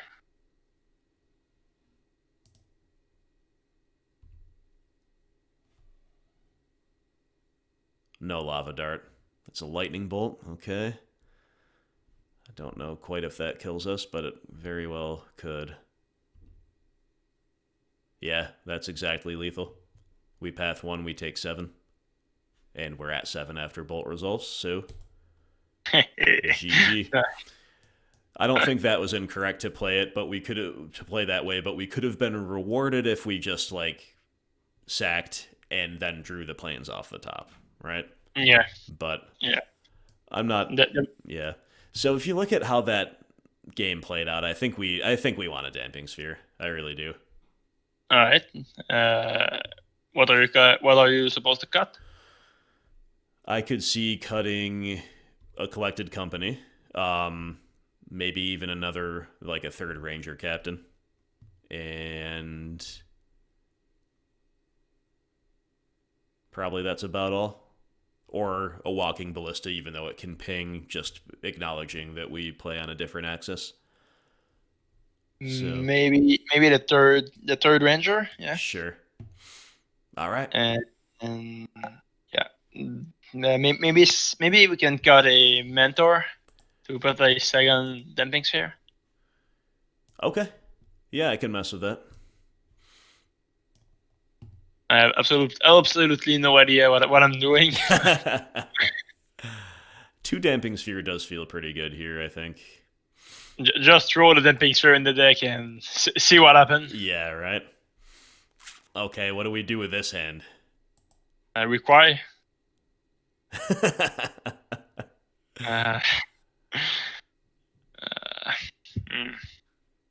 think we're supposed to mulligan. Okay. I'm pretty on the fence about this. But we definitely have better 6s. I'll mull if you want to. I think that's probably a disciplined mulligan. Yeah, we just mulligan. Alright, this one's fine. Put Ballista back.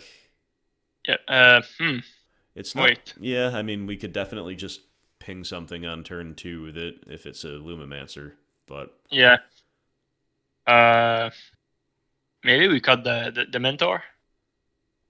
Or a Spike Feeder.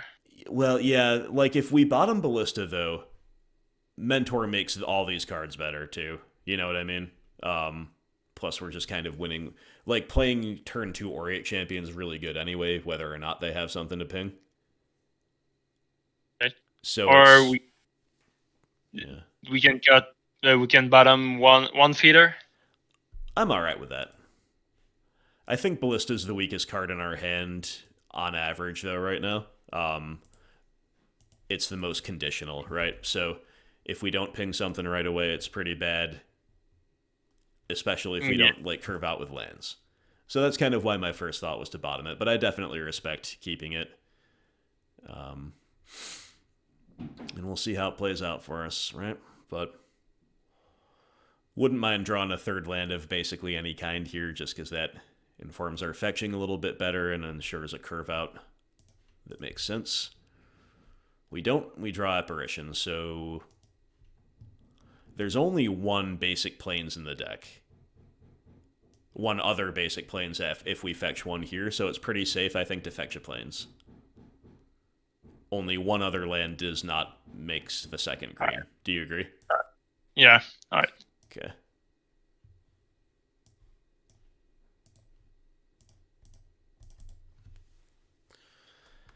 Okay, the only good card in our deck has got to carry us again.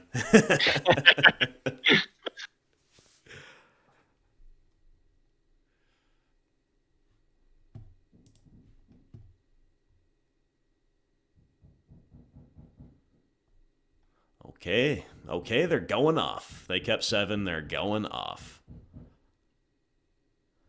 I don't know if you can hear that knocking, you, Alex, or any of the viewers. If so, my apologies. I was working on my house earlier. My father-in-law is still here helping out, but I told him, yo, we got to play some Magic. I got to take a break. Yeah, priorities, man. Priorities. Exactly. So no third land. That sucks, man. So do we just play Mentor? I think we're supposed to, yeah. I agree. We don't have something better to do right now.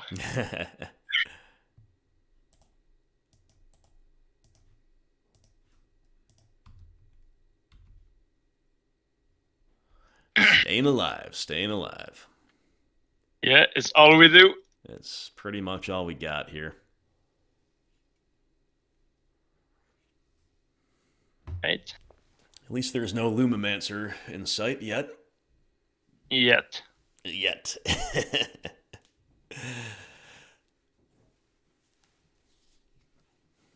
Rip apart. Oh boy. Oh, there it is. Stop it. And we don't even gain the life off of it because Soul Scar shrinks it before it dies.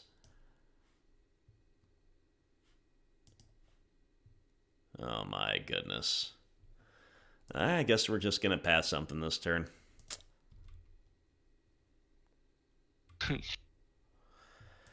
It'd be cool if our deck functioned like for one match this league. Yeah, we can still block something and path our champion and hope to hit the fourth land. Yeah, we could, but I think Auriok Champion's just still so good right here.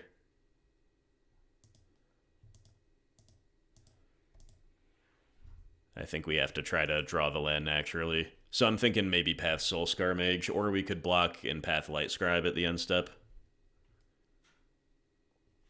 What do you want to do? I mean, we are so far behind. I think we need to greed and path our champion. Really? I mean, we're just not going to beat their board that way, though. Like, Auriok Champion is going to do so much for us, I think. And, like, if we draw the third land off the path, but not the fourth land, then we're trying to 1-for-1 them with Skyclave Apparition one time, and that's basically all we got. Spike Feeder not doing it. So, yes, if we hit the fourth land and we hit a good Collected Company, it's the highest upside play. I think I want to just path their board. I take all responsibility. Okay, this is your league. We're going to make your call. So we're going to block and we're going to path our own thing. Right? Yeah. Okay. Yeah. Okay. Cross our fingers. Alrighty. All right. Okay, they're lightning bolting us. We still want to path our own Auriok Champion? Yeah. Okay. Yeah, if we hit the fourth land, they have nothing to interrupt the combo. All Come right. on, deck. Come on, deck. Come on, greed OP. One time. We need greed to pull us here. Ah! All right. It's all my fault. Now we just apparition the Light Scribe and hope they don't have anything else. But like if we path last turn, we're at 10. We go to 11, and it's our 2 creatures, including Auriok Champion, versus their 3. But that's only if we found a land off the top. Okay, they're gonna path us. All right. So now we are extra punished, and if they have anything else, we're dead.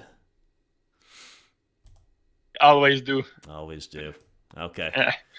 All right. Well, 0-3. On to the next one, I guess. And we're getting some pretty good matchups too, but just not happening today. All right. We have something. We do have a keepable hand. I think we're gonna keep it. And this time we're probably against a Lurrus deck that's gonna Thought Seize us into oblivion, but we'll try. Oh god. Oh no. I think it's happening, man. I think it's happening. But oh boy. You know what? Oh no. Yay, it's Boros again. Let's go. We gotta beat at least one of these red decks. We should be beating all of them, but we gotta beat at least one of them. Alright, I got the Lumimancer. You hate to see it. So do we just play the Sprawl so we can guarantee turn 2 Heliod? Yeah.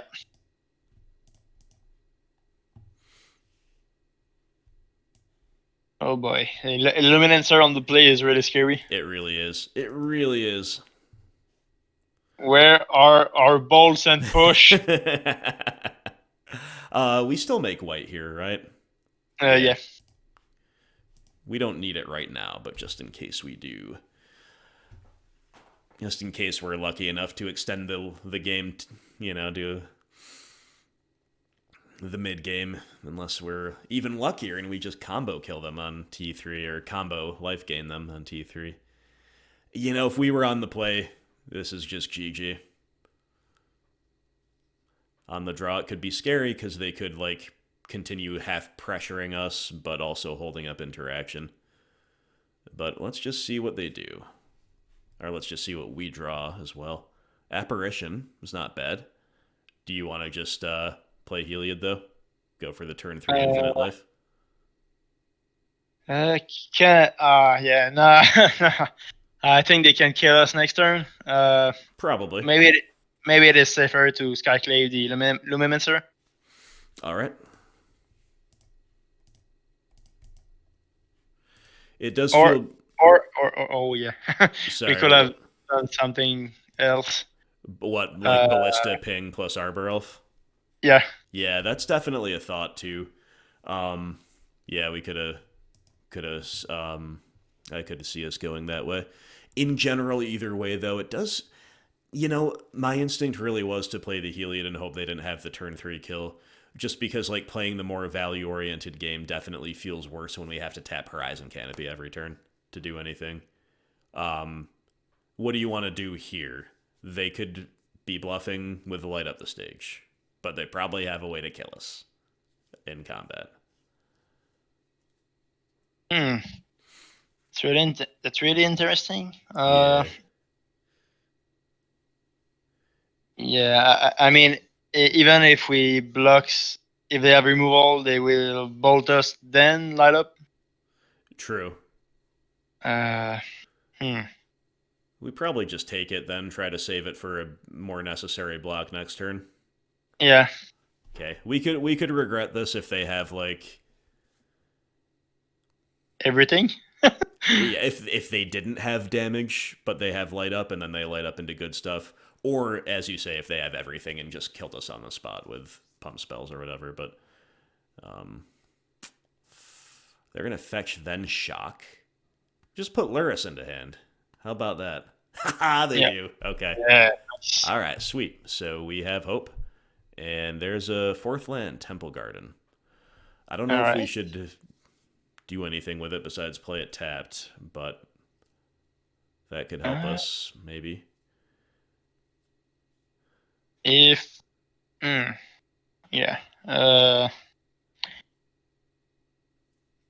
Yeah. So we just play it tap and play an Heliod? That's what I'm thinking.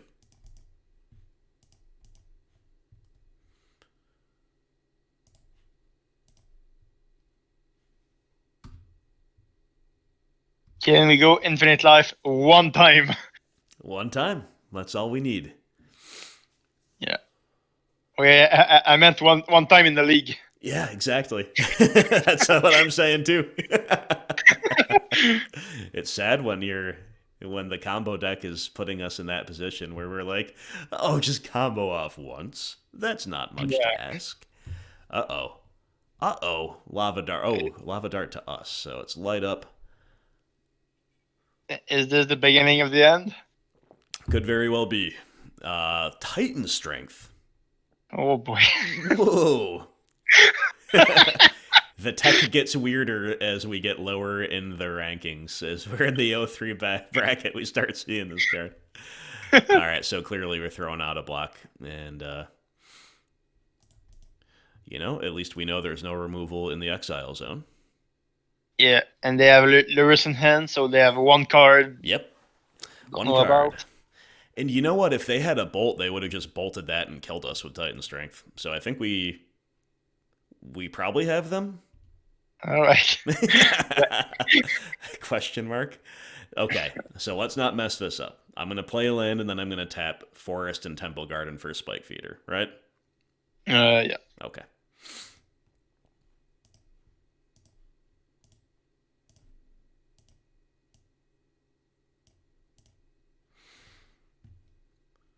And then we remove a counter, gain 2, like this, right? Yep. And then we'll always yield. And if you want to fetch a basic forest next turn, if they don't concede or anything, we can make Spike Feeder infinitely big. Yeah. One of the things I was worried about with this league is all the clicking. It turns out we haven't had to do all the clicking until right now, but hey, we're doing it. And obviously OP's going to make us do it, because that's just, I wouldn't expect anything else with a league like this. Yeah. But, I'll be happy to do it. I'm going to gain about 200 life here, at least, until we call it good, probably. Should I be trying to play... should we play a Conclave Mentor as part of this loop? Yeah. All right, let's do that now. OP's 6th anyway. Yeah, I really do think that the deck is way better than Oh it my looks god. in There's that league. not even a question about it. The deck is way better than we've managed to do here.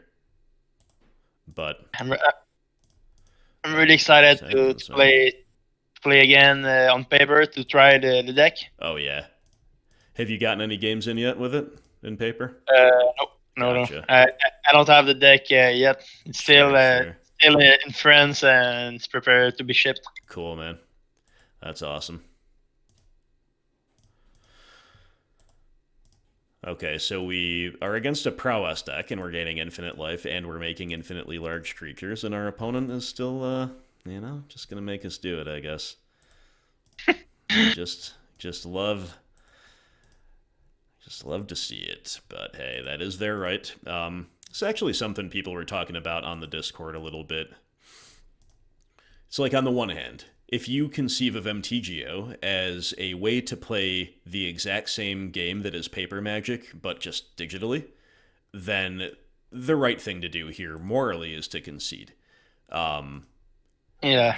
But if you view it as like, obviously the same rules of the game, but kind of a different game unto itself, then this is part of the game. Part of the game is being able to execute your combo in a timely fashion. So, I don't know, where do you come down on that discussion? Yeah, I think it's way better to concede, except that if you have a Jace or something, another win condition. Yeah, if you got another win con, then I don't think anybody realistically should expect a scoop. But, they don't. Maybe after seeing the Titan strength, maybe they have something else to win. True. We gotta give them credit for that. If they're going for the deep tech, you never know. Never know. This is kind of fun though. Like, because we've just failed so hard this far, it's kind of fun to just style on them. Yeah, we could probably stop pretty soon. Maybe I'll gain like 150 life. What do you think about that? Yeah, around that number, Yeah. it's sufficient. Yeah, and hey, even if they have something on their turn, we can always gain more life in response. So yeah, and we can kill them with Ballista next turn. true. Oh, maybe. No. Don't worry about it. Okay. Yeah. All right, I'm gonna pass here. I thought about something, but without the Mentor in play, yeah. All right, opponent's Titan Strength was really scary last turn. Could have killed us. Now it's about the least scary thing I can conceive of. Yeah, just a small tickle. Yep. Okay, Luris, you got it. I don't know. Yeah. I don't know what we're doing. As they said, Companion is way too OP for Modern. Yeah. Your Titan Strength will resolve. I mean, we need to give credit to Tommy. What is his name? Who's that? The opponent? Oh, Tamilirola. Something to that effect. Yeah, we need to give him credit. For sure. So we can just play Ballista on 2 here, or 1. Yeah. Either way works, right? Yeah. But it should it be on 2 for Lava Dart? They have a Lava Dart in the yard. Yeah. Okay. Yeah. All right. Again, not that this matters at all. Maybe we will win one round. Yeah, I think maybe we will. But for now, I think the greatest match was on match 1. Yes, indeed. It was a really good match against Mono Red Prowess. Yep, I agree. So we're going to win a stylish way. We're going to ping their whole board down. And then we're going to attack with our huge threats. The salt is real. You want to play it out? Let's play it out. All right. Okay, hey, we got like a real go-off moment in the league. Mission accomplished. It took us a minute. But we got there. All right, let's try to close out the match. I think third time's the charm, Alex. I think we can beat a red deck on the third try. So we have messed around with losing a Coco. Maybe, I mean, yeah, whatever. I think 3 Ranger Captains, the first cut, Arbor Elves can go. And maybe a Mentor, a Ballista, a Coco are all in consideration to cut. I think I like playing at least 1 D-Sphere, but we could even just run it like this. Run like this. Okay. I really do love Coco, but sometimes it's way too slow. Yeah, it's such a high variance card. This hand's got Auriok Champion. That's what we've got going for us. What do you think? We keep? Yeah. You want to keep? We have champion, we keep. All right. Unironically, I think that's correct. With some of the mulls we've taken today, we can do a lot worse on 6. Even though we could do better, we could do a lot worse, right? Yeah. So no Lumimancer T1. No threat T1 in general would be fabulous. And they don't at least have Swifty, we know. No threat. Let's go. All nice. Right. And another land. It's a Horizon Canopy, but it's another land. Yeah. We're getting closer and closer from Collected Company. Yeah, we are. Maybe we'll finally see Coco do its thing. Yeah. So they could have the 2-drop here. They could have the Light Scribe, who's not very good without a wide board, or not OP maybe without a wide board. But it would at least give them a threat. But now they're going to go Lava Dart into Light Up. Fair enough. Oh, maybe they have a Ferocident hand. Yeah, maybe they do. But with Lurrus, they're probably less likely to have that, right? Oh, yeah. Let's make sure there's no Blood Moon. So I doubt they play Blood Moon on the White Splash. I'm just going to get a Temple Garden. But I wanted to at least let that resolve just on the off chance we saw one there. All right. So did they declare Lurrus as a companion again? Yeah, here it is. Yeah. All right. Oh, there's a Windswept Heath, so we can get a Plains anyway, just in case. Nice. Yep. Finally, the deck is getting together. Yeah, it is, and we got that Coco on turn 4. We're going to do it. It's going to be great. Yep. Come on, deck. So basically, the core of this deck is just throwing a champion on the board and hoping. Yeah. I don't know if you watched or remember this video, but like back when this whole meta was still starting in its infancy and all the other Uro and all the rest were still unbanned, unbanned. I got the idea to play Dead Guy Ale with Auriok Champion as a main deck threat. And honestly, like if we were on that deck with this league, we'd be 4-0. If it was just like a mid-range, like black-based mid-range Dead Guy Ale, but we had Auriok Champion main, GG, man, GG. Anyway, pretty good turn for them. They path our champ. They get to use all their light-up cards, and they get to start kind of going wide. But we've got Collected Company on turn 3 without even an accelerant of our own, which is kind of cool. So there's a Utopia Sprawl. We can kick it off with a Sprawl into Coco. Is that what you want to do here? Yeah. Do you want to main phase it, or is there any scope to maybe playing a combat trick or two? Oh, they have a Lava Dart? Yeah. I mean, we can still hit the Skyclave Apparition, so yeah, we can go a main phase for it. Sure. Yeah.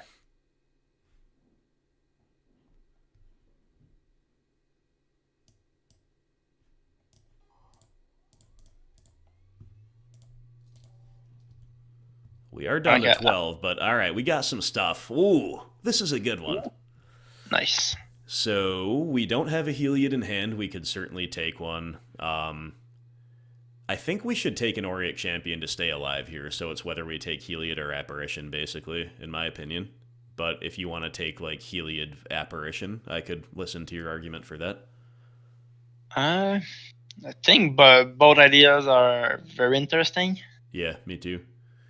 We just, we have the Spike Feeder in hand, so we just have to stay alive next turn. Yeah, but they can kill they can kill the Spike Feeder with the Lava Dart. Right, but if they shove all in before that, maybe with a Lava Dart to turn on a light up, or even if they have to do that, maybe it's good value for us. You know what I mean? So yeah, I think Auriok Champion. All right, so come on. Champion and Heliod. Cool. All right, so they enter the battlefield at the same time, right? Yes. So we can. No, because that's not a creature yet. But if it was, we would. Oh, okay. All right.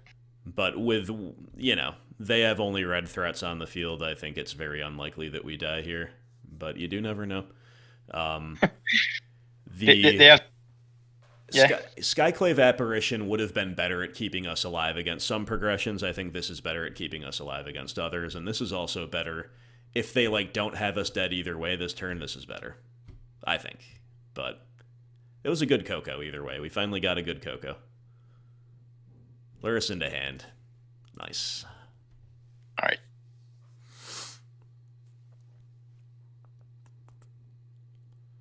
Lumimancer. Another path. Okay. All right.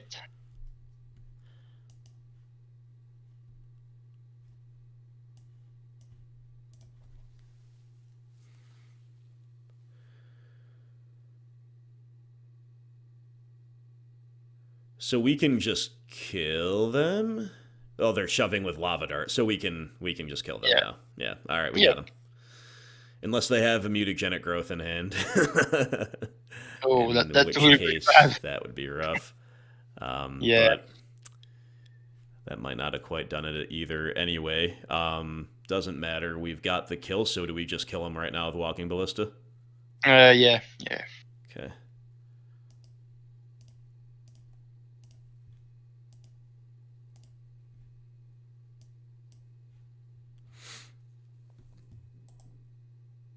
Right. GG opponent. GG. Finally, we are 1-3. We're getting there. Yeah.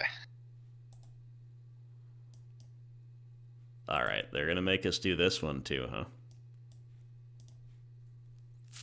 Yeah. The only thing that killed us the three other matches were the mulligans.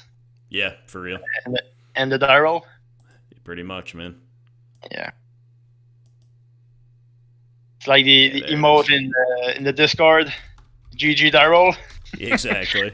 Hey, opponent says GG, man. GG, well played, all the best. And hey, no shade to the opponent ever. Just observing, just commentating.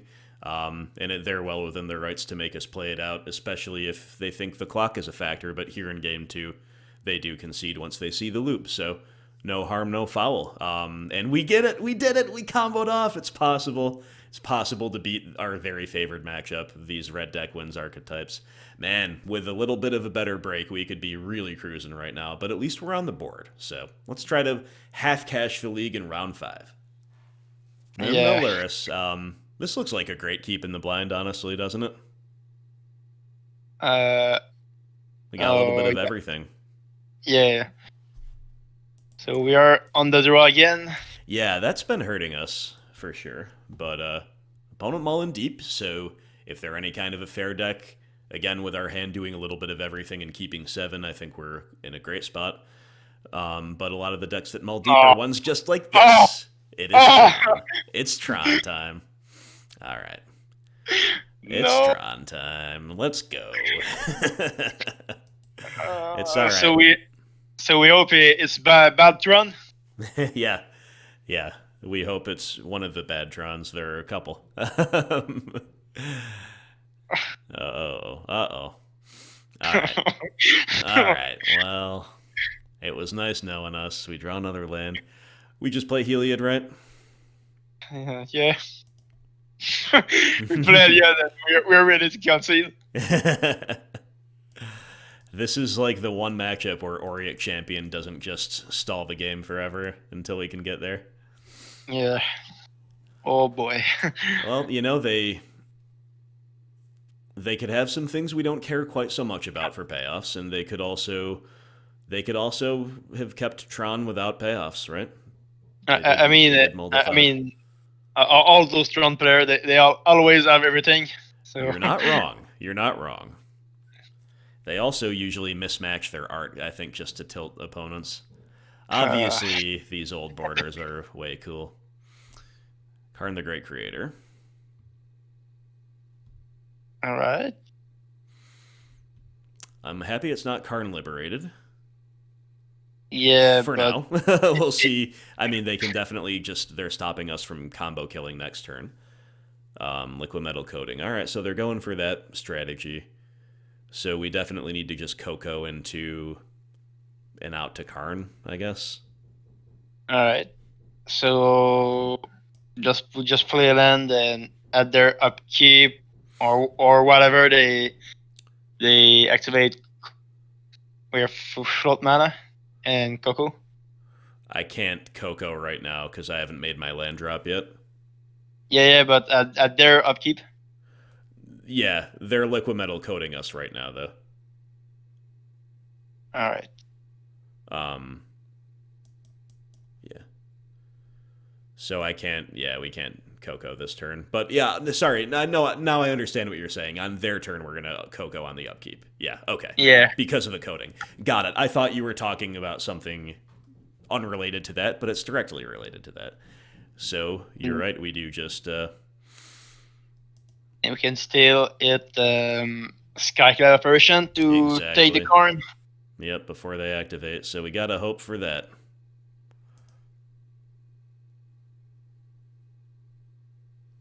Mulligan to 5, and they have Tron on turn 3. Yeah, I mean that makes sense. That's what they mulligan for, right? Yeah, but they still, always have it. Yeah, it is still a little tough to face sometimes. But let's go, Coco. Let's go. Apparition has been found. Let's get an Apparition and a Ranger-Captain. What do you say? Seems good. Yep. So we just go find a Ballista. Yep. And yeah, we can kill him next turn. Yeah.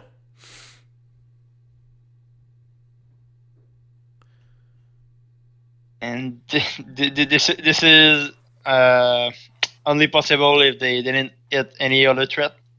Exactly. But we'll just see. We've at least dealt pretty well with their first payoff. And sometimes against Tron main deck, or game 1, that's kind of all you can do. We're presenting a lot of headaches for them. We have beaten a Tron payoff, basically. Ooh, we can sack Ranger-Captain here. Oh, yeah. You want to? Do we have the kill next turn if we do? Nope. No, we don't. Nope. We need the Ballista 2 and our 2 other mana to give it lifelink. Yeah, unless, what if we go Auriok Champion into Ballista next turn? Do we have that? Do we have the kill that way? I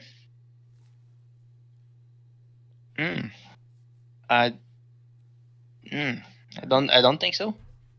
Because if we play this, then we play the Ballista as a 1/1. We'll gain life when it enters. We get to put a counter on it. But then I guess there's no more lifelink that turn, so I guess we don't. So are you opponents mad that we're taking a little time on this decision? What do you think, Yuri? We want to sack Ranger-Captain or try to fade a non-creature payoff for 1 turn? I think we can try to...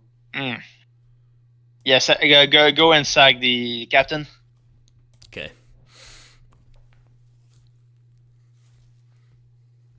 They're a little bit salty. Yes, they are. This is exactly like the last league when we found the blue-white control player.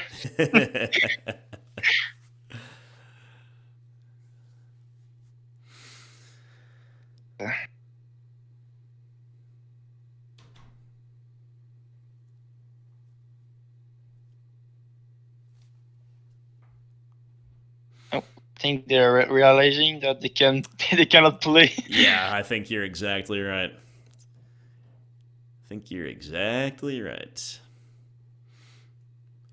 So if we draw, what if we draw Utopia Sprawl next turn? Then it'll be tap 1, we'll have 4, 5, 6. So if we draw Utopia Sprawl next turn, we have the combo kill? Yep. Otherwise, I don't know. Don't quite know how we get there next turn. So can still play champion and Heliod became a creature and smash for a lot. Yes, indeed.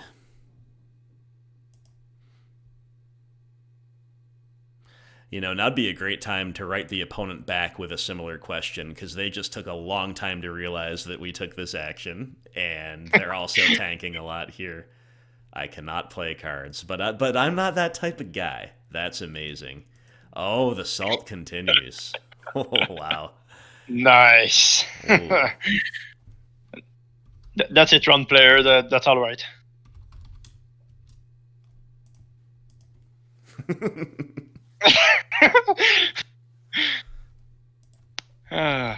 Tilting off a Tron player is one of my joy in life. I don't usually do this, but I press on them. Oh, I thought opponent was being sarcastic about our deck, but I think they might. I think they might not realize. Okay. Okay, Arbor Elf. Not doing a great deal for us. What an amazing product this Windows 95 Magic is. Maybe they'll try not try to cast a card again next turn because they don't know what's going on. Anyway, do we just kind of go all in with Champion into Elf and try to make enough mana next turn to get there? So basically we're going Elf and Champion, yeah? Yeah, that's what I was thinking. Just a big board. Right. Yeah. They obviously can have Ugin or whatever, but this gives us, I think, the best chance of doing everything that we need to do.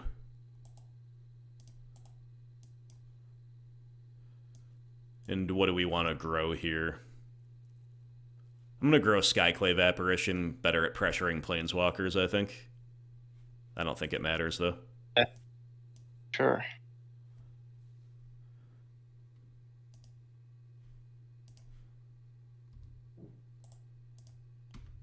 So we just need to fade Ugin or Ulamog? Pretty much. As far as I can tell.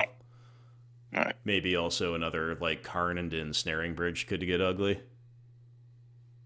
Yeah. Okay. But we could attack Karn off the field with our 1/1s, if that's the case, and if they can't dump out the whole rest of their hand. Wow, this turn it works! Wow.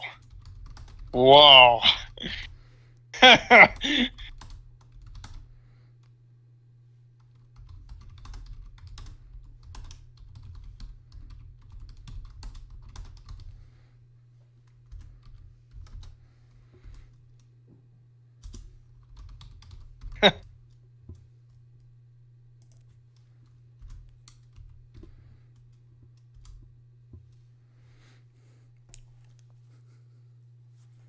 They are realizing something. All right. This is maybe a reason why he's 1 and 3. Could be. You know, I miss things too. We all miss things too. But you know, when you salt off about things that you're completely missing, that puts things in a different light. You know, so for sure. All right. Down goes good old Auriok Champion, who's done a great deal, and this is actually kind of rough for us, right? Yep. Pretty insane, actually.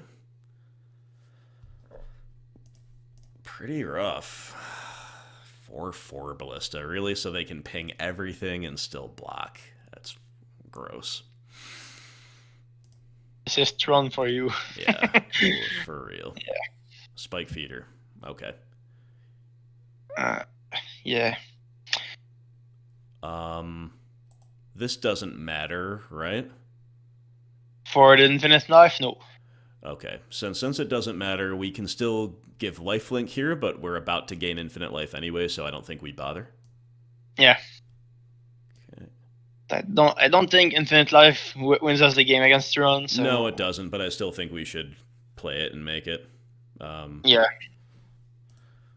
So let's attack first.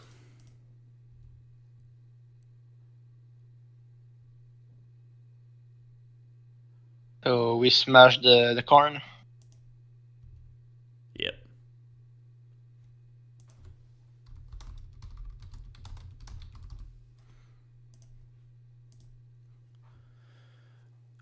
Moment of empathy for our opponent. They're having a league a lot like ours. And they apologize. It's okay. It's all good. It's all good.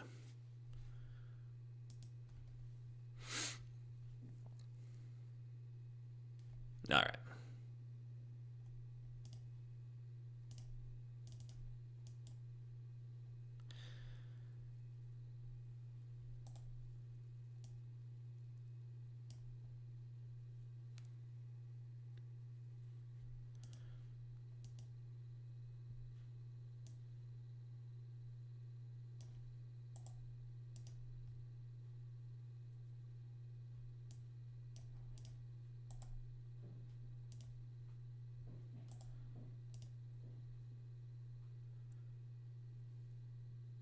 So we are going off.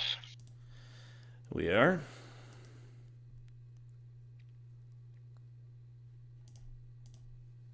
So this is one of the only decks that can beat us even with infinite life. Exactly. This is pretty unfortunate. Yep. So I don't know even how much life we should really gain here, just for quality of life purposes. I don't know. It'd be interesting if we had a mentor out, because then we could go really tall and gain infinite life. And that would be... Like, then they'd need some relatively specific stuff, I think, to beat us. But, they got 2 cards in hand. They can go get Ensnaring Bridge, which is the biggest tilt. So I really don't know. I hate it. Karn is great against our deck, right? Because he tutors the bridge and he shuts off the combo. It's pretty tough to beat. Yep. So we need another connected company, Skyclave Apparition. Yeah, we do. We need all that good stuff. I'm gonna stop here at 70 for now. Obviously, if they do anything to remove our stuff, we'll just gain more life, just because it could come down to that. Sometimes they do win with attacks. Give ourselves as many outs as possible. Blast Zone is a problem.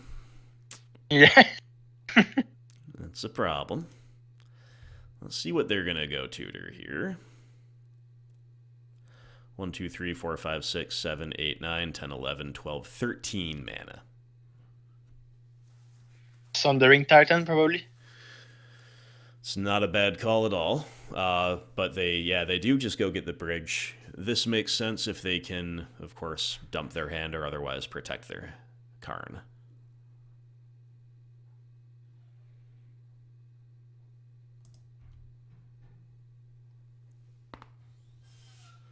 Well, they're not dumping their hand. So we can attack with Spike Feeder. Alright. Oh, second main. The juke. The juke! Main phase Blast Zone activation. Okay. Not a juke. Or maybe a really incredible juke. I don't know. I don't know anymore what to think. Okay, Giver of Runes. So the first thing we're going to do is try to attack Karn. so we kill the Karn and GG? Yeah. Alright. Come on, no dismember one time.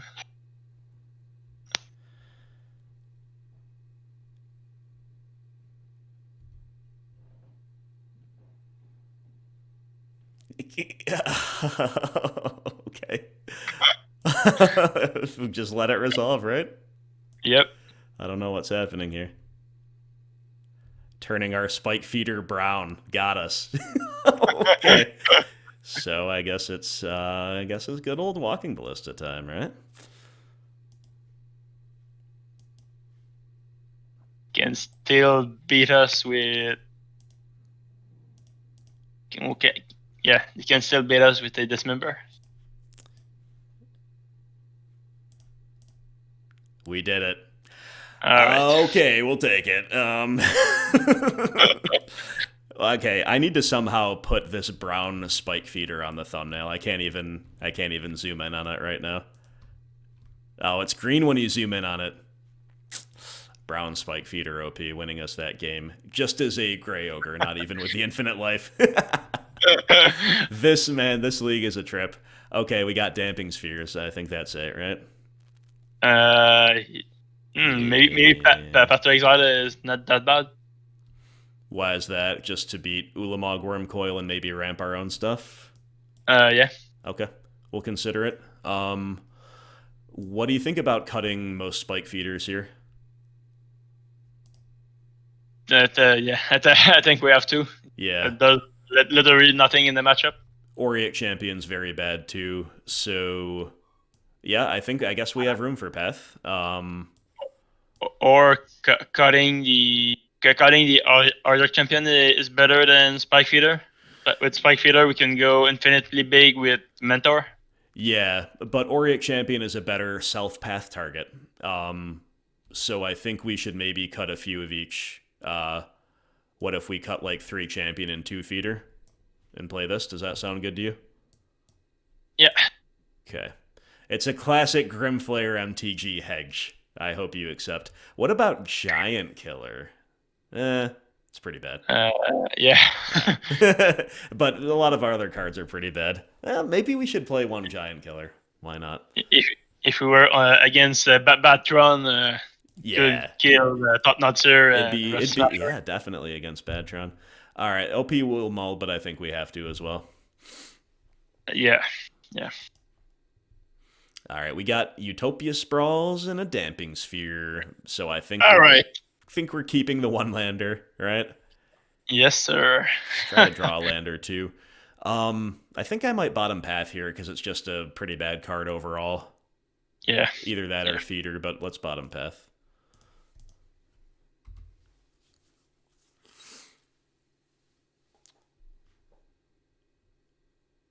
All right. No.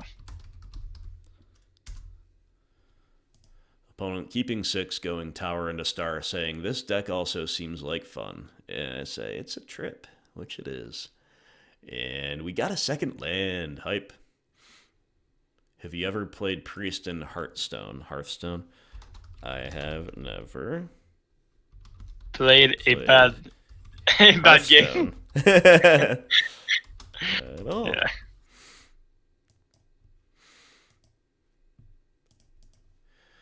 All right, so here we go, doing our thing. So company on turn 3. Yes, D-Sphere into Coco seems okay against Tron, that's for sure.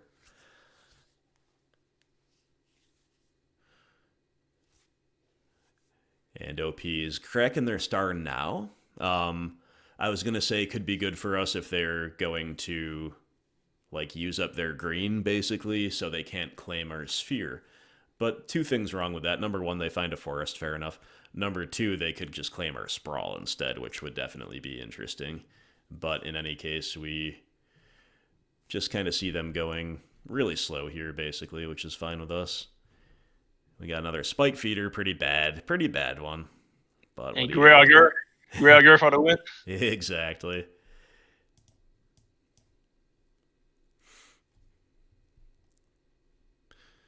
Do we still get another forest here?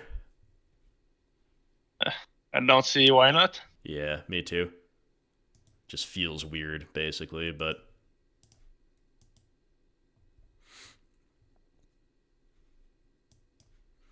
They could play like a one of Ghost Quarter or something, or a Field of Ruin. Come on. Yeah. So we might as well not I turn think it's that on. really, yeah. I think it's really unlikely though. Me too.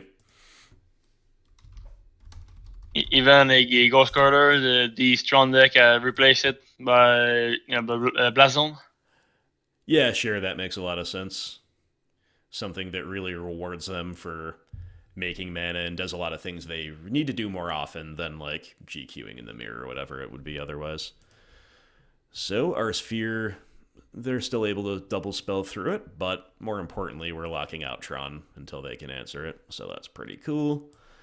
And we got the Coco. I think we should main phase it to hit the map with an Apparition in case we do that. Agree? Yeah. Okay. Because they'd have to have something really crazy to answer our Sphere and also punish us for Cocoing main.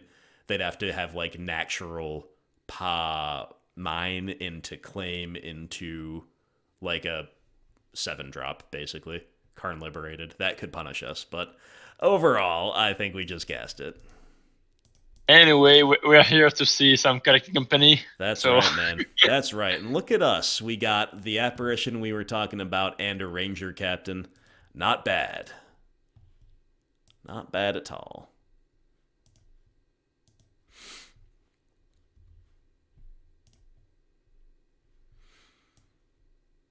Ballista? Yeah. Decent turn. For sure. And we've got like an okay clock. With just the beats. Because Damping Sphere is keeping them down. And also, they might not even have Tron even without Sphere, because we just got that map yanked out from underneath them. It'd be great if they didn't even have a 4th land in general to play, right? But this might be a Sylvan Scrying here. It's a Wilt! All right. Okay, scary, actually. Pretty scary. But no 4th land. Nice, no 4th land. Let's go. So we did them for 5. We play 2/2 Ballista. Yeah, that's definitely a thing we could do.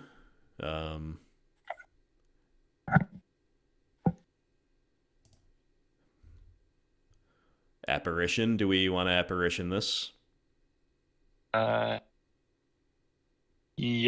I agree. Yeah, I think we can play Ballista. We can double spell, yeah. Oh, you want to play a 1/1 Ballista? Yeah. Okay. A tiny Ballista, but a Ballista nonetheless. Sure, I know, I got you. Can still pump it next turn, so... Yeah. You know what? Skyclave Apparition has no right to be this good against Tron, but it is in this match anyway. We're going wide. We're going to try to win the league in style with the really fair beatdown plan. Yeah. And so to that end, I think there's basically no consideration to sacking Ranger-Captain in the next couple turns, right? No. So that's the best luck we have now. He's leading the charge. Look at this guy. Opponent's going off. They say they just now realize how they hate wizards. All right. They're talking about Hearthstone. They're talking about the priest class. I don't know what any of this stuff means, my friend. But go off. Okay, they got a map and a star, but I still think they don't have a 4th land. The map is scary. Yeah, they're gonna draw the last round piece. Oh boy. No, they didn't. Never. They never had it. Okay. So we'll see what we draw. But next turn we gotta realize they can tap the map and get tower and have 5 mana to work with. Still probably not supposed to sack, but let's see what we find. Wooded Foothills. So want to just play double Spike Feeder and go wide here? Yeah. All right. So yeah, okay, let's just do that. As I said, Grey Ogre for the win. Yeah, dude. It's going to be a cool way to finish it off. So if we're going to attack for 8, put them to 7, then even if we sack Ranger-Captain, we'll still have lethal on board. Yeah. So maybe that's the safest way to do it next turn. On the other hand, if like they have removal and they stay alive, we could get punished for that. Pretty sure that they don't have removal. They don't seem to. I'm pretty sure as well. They don't seem to have anything. Like the red player deck have everything, and right now the Tron player has absolutely nothing. Yep. The only thing he had is salt.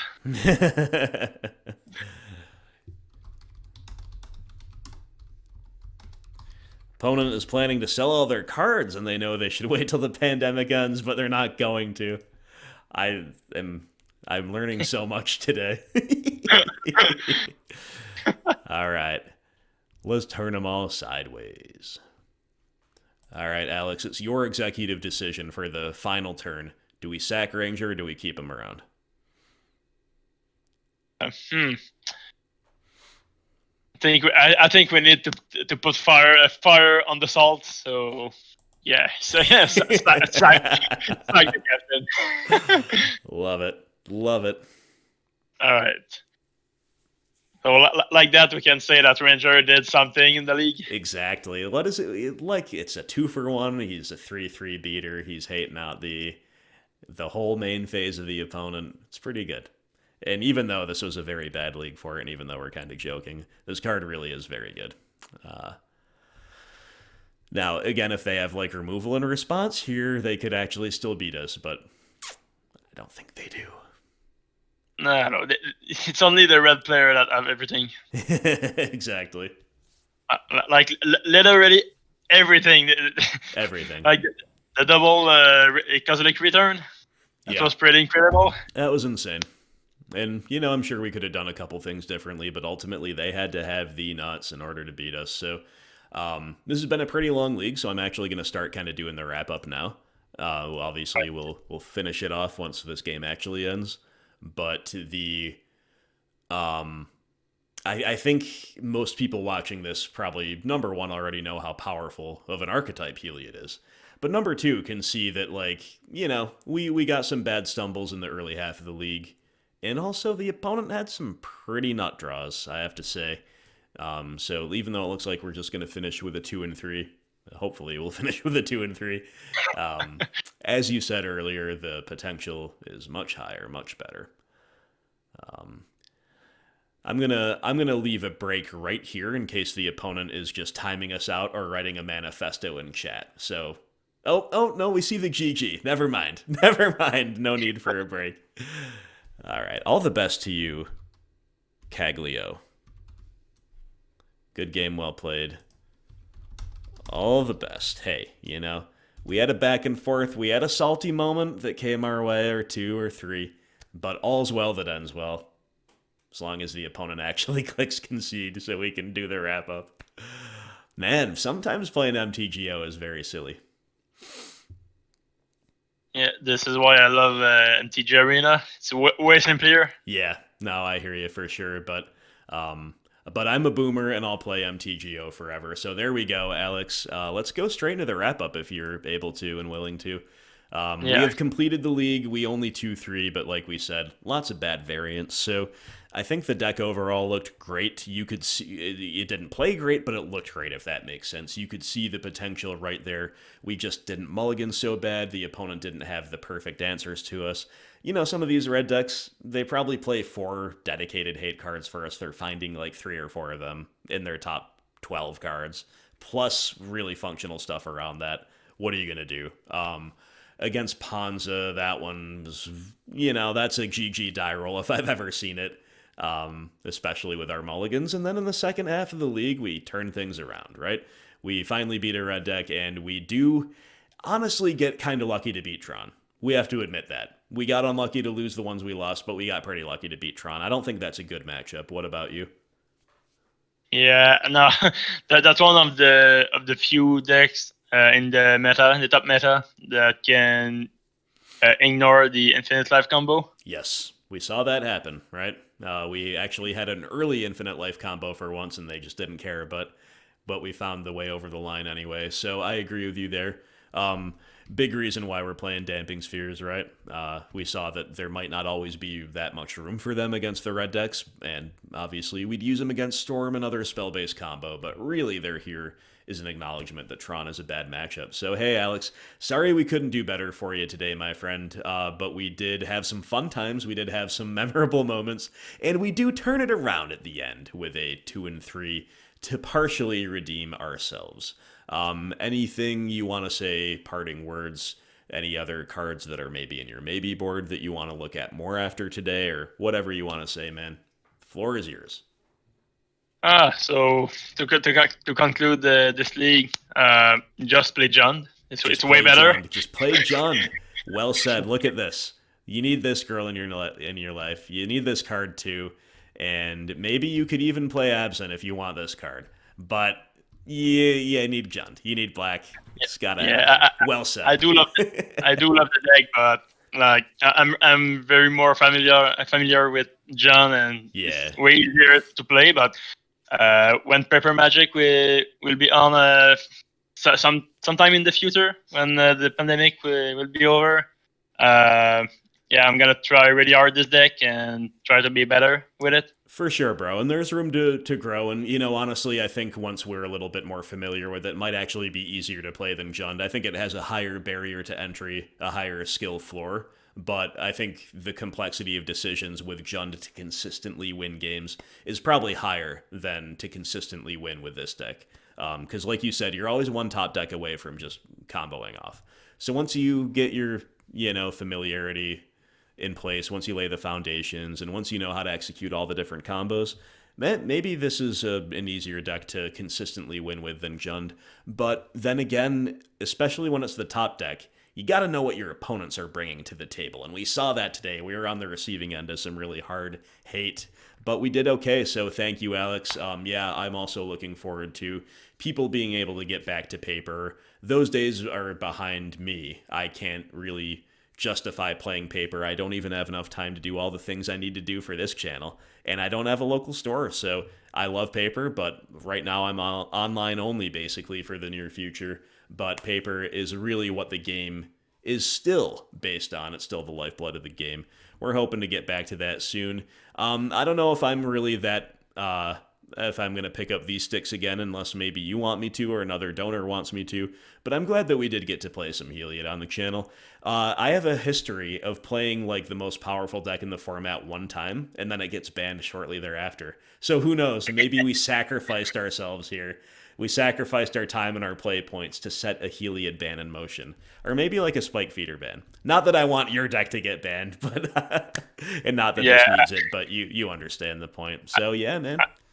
I do think the only thing that is not safe here is Ballista, and even if Ballista gets banned, this is a really good deck in general. Yeah, just I agree. Yeah, well said. I think Ballista is definitely a watch list card. Maybe a distant, like, low down on the watch list, but I do think it's there. So I'm glad we talked about that. Glad we touched on that and brought it up, because might be something that people wonder about. But thanks again to Alex Kyote. And thank you so much to all viewers and all supporters.